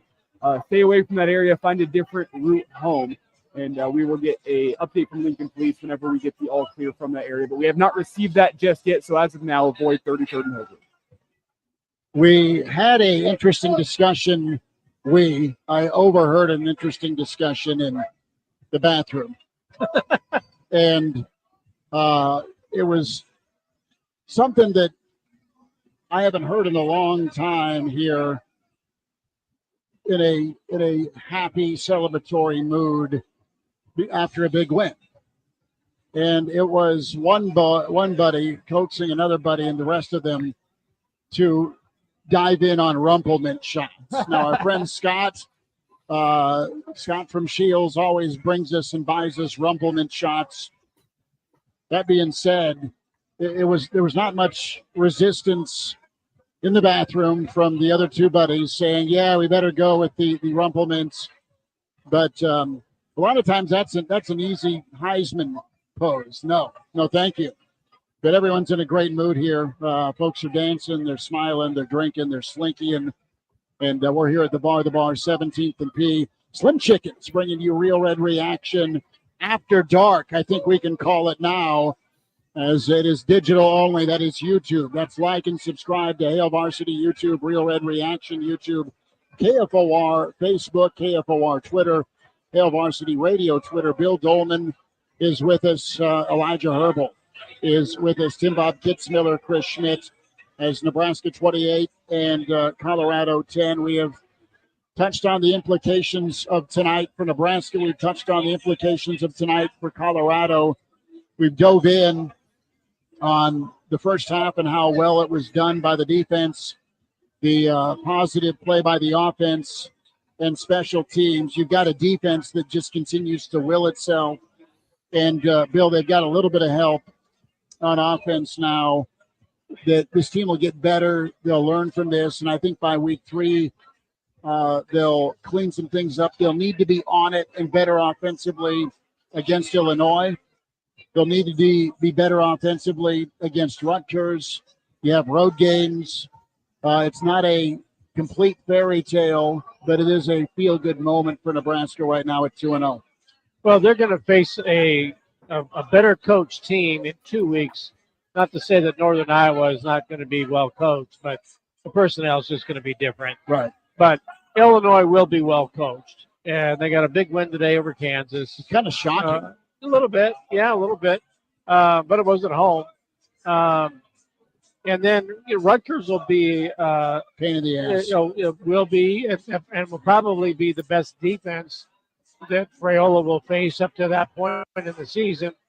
And Greg Schiano's a defensive guy, so they will probably have some challenges for Nebraska. But today was hype, and Nebraska, passed the test and played well enough that they would beat the teams I mentioned a moment ago. But look, Illinois and Rutgers will be well-coached teams, be the biggest tests for Nebraska, and both are in Lincoln. So once again, that's a favorable part of the schedule. But tonight was all about the hype and the show and the build-up and all that. But when you come down to the X's and O's of it and the personnel on the two sides, I think Colorado and UTEP might be a hell of a game.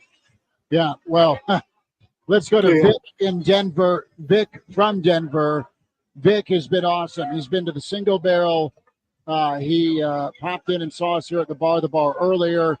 He shelled out a kidney to get his son to the game today and an RV parking spot, but he made it. Vic, it is awesome to hear from you on Real Red Reaction. You're a smiling Big Red fan from the state of Colorado. How are we doing?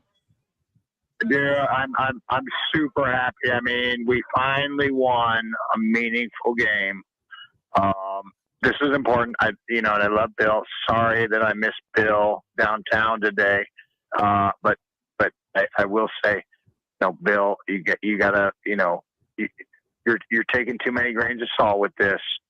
I think we're better than Illinois. I think we're better than Rutgers, and we're a good team. Now, are we back?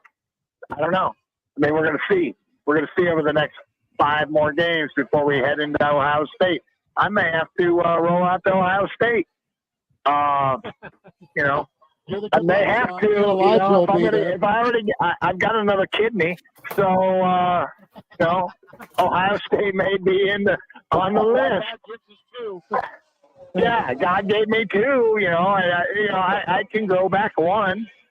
So yeah, are we back? No. Is Colorado fake team? Yeah. Did we handle their big players? Yeah, we handled their big players. I'd like to see more. I want to see more before I declare we're back. And I don't even know what back is. What is back? I want to hear that from y'all. What is back? Back is back in Indy. And Vic, thanks for the phone call. That might be a good way to wrap up this show. What is back? Yeah, I love it. Vic, you are brilliant. Thanks, Vic. Take care tonight. Vic, be good, brother. Appreciate you as always. Y'all have fun. I'm at Buffalo. So there we go. There he is. Vic, we love you. Appreciate Vic in Denver. So, back to me is you're in that top 4 of the Big Ten.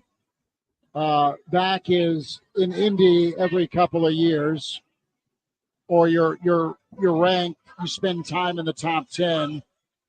Back is also not playing a great game and demolishing what's supposed to be a good opponent in a big game. This reminded me of Nebraska just kind of doing enough on offense and being dominant. The Notre Dame game pre-9/11. That was a much hyped ABC ball game, and it was 27-10, where Nebraska did their work early, and you just kind of put them to sleep. Nebraska did that tonight. The penalties and no offensive rhythm in the second half was a little frustrating because, I mean, listen, most of the state wanted 28 more points in the second half. Really drill these guys if it is going to be the final farewell with them. But back to me is you're in contention for the conference, you're in contention for Indy, and you're in contention for the playoff because Nebraska regularly in the air quote back years, they were playing in the New Year's Day 6. If it wasn't Orange Bowl, it was still Fiesta or Sugar, and they finished 10-2 with a ranking. I think you can get there 9-3, 8-4 in the Big Ten with a loaded schedule, but you're going to need to have some impressive wins. You'll have that opportunity with helmet games. So, no, they're not back yet, but it's better than what's been the alternative for many years. I think it might be easier to get into the college football playoff than to get to Indy for the Big Ten championship game. The old John Cook theory. You can have a couple of losses and in a tough conference and still find your way perhaps in a 12 spot or something like that. For me, to be back is playing competent football and winning meaningful games. And this is a meaningful game. It may not have been against a great opponent, but look, Nebraska, the show Nebraska put on today, and I'm not talking about the football team. I mean, bringing back the '94 team to honor them, to honor the volleyball team at one point during the game, to honor Frank Solich and Tom Osborne, to do the whole Will Compton thing and what an ambassador he's sort of become. The balloons coming back. I mean, so many times do you see teams in Nebraska's done it in the past with those god-awful freaking alternate uniforms, like we're going to salute the black shirts and give up 56 points. Nebraska put all its chips in on the show today and delivered, and the football team delivered. Everything about today has been feel good, and it caps off with a more than competent performance on the field. But I think if you look at the way Nebraska's organization is, defensively especially, the way it plays, the offense, the way it plays with the talent it has on the field. Nebraska had more talent on the field than Colorado, and that includes Travis Hunter, Shedeur Sanders, and Shiloh and Horn and all that. So I think to a certain extent, Nebraska has reached a plateau of being back that I don't think there's going to be any backsliding. Okay. So not with this man as head coach. And I think you're going to see, and I said this, Nebraska's going to be bowl eligible before November. That's back. Okay. When you're bowl eligible and you're planning on, are we going to Orlando? Are we going to Scottsdale? Are we going to Florida, in Miami or something? That, to me, in this era of college football, you get to that eight-win threshold and early bowl eligibility. That's back in the way things are set up today. Elijah, what do you got? It's simple to me. What back is for Nebraska is being able to live up to the fan expectations that Nebraska fans have, and that's simple. It's winning the games you're supposed to win and thinking every game that is at home should be a win. I don't care what opponent is coming to town. I don't care if they're ranked number 1. I don't care if they're 0-12. You should feel like, you know what, Nebraska at home should win this football game. And overall, you should be beating all the teams that, from a resources and an interest point of view, you should be beating. Your Purdue, your Illinois, your Rutgers, Northern Iowa, UTEP, even, dare I say, Colorado. Those are the teams you should be beating. You have to take care of business against those teams 10 times out of 10. And then at home, you got to protect that home field advantage. Whether it's the number 1 team in the country or the number 25 team in the country or an 0-12 team, you should feel like coming into that game, Nebraska has a damn good chance to win. There shouldn't be games like that Michigan game last year where you're staring down the barrel of a gun and saying, well, Nebraska needs a lot to go right. There should be, every single game at home should be a game where you say, you know what, it's Nebraska at home. They got a fighter's chance. That's what Nebraska being back is to me, and I think Nebraska could be close to reaching that point based on what I've seen so far this season. Jim Bob, take her home. Well, I was just thinking about the AD gave a speech, and we heard him say that we got to quit chasing the national championships that are in the case. It's a different game. And I think, in terms of the show, I agree with Bill. It was a electric atmosphere in in the city and the stadium and the showcase was there. So, from that perspective, it's back, but it's a whole different game, right? It's so different with NIL and players and everything. And I think for Nebraska, obviously a bowl appearance is a minimum.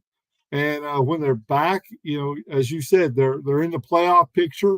They're playing meaningful games in November. Wisconsin and Iowa games mean something in terms of not just pride and showing up and not getting beat, but the opportunity to go to Indy. So I agree with you, but I think it's an important point that Nebraska needs to stop chasing the Tom Osborne national titles in the case and go after what is the new era of college football.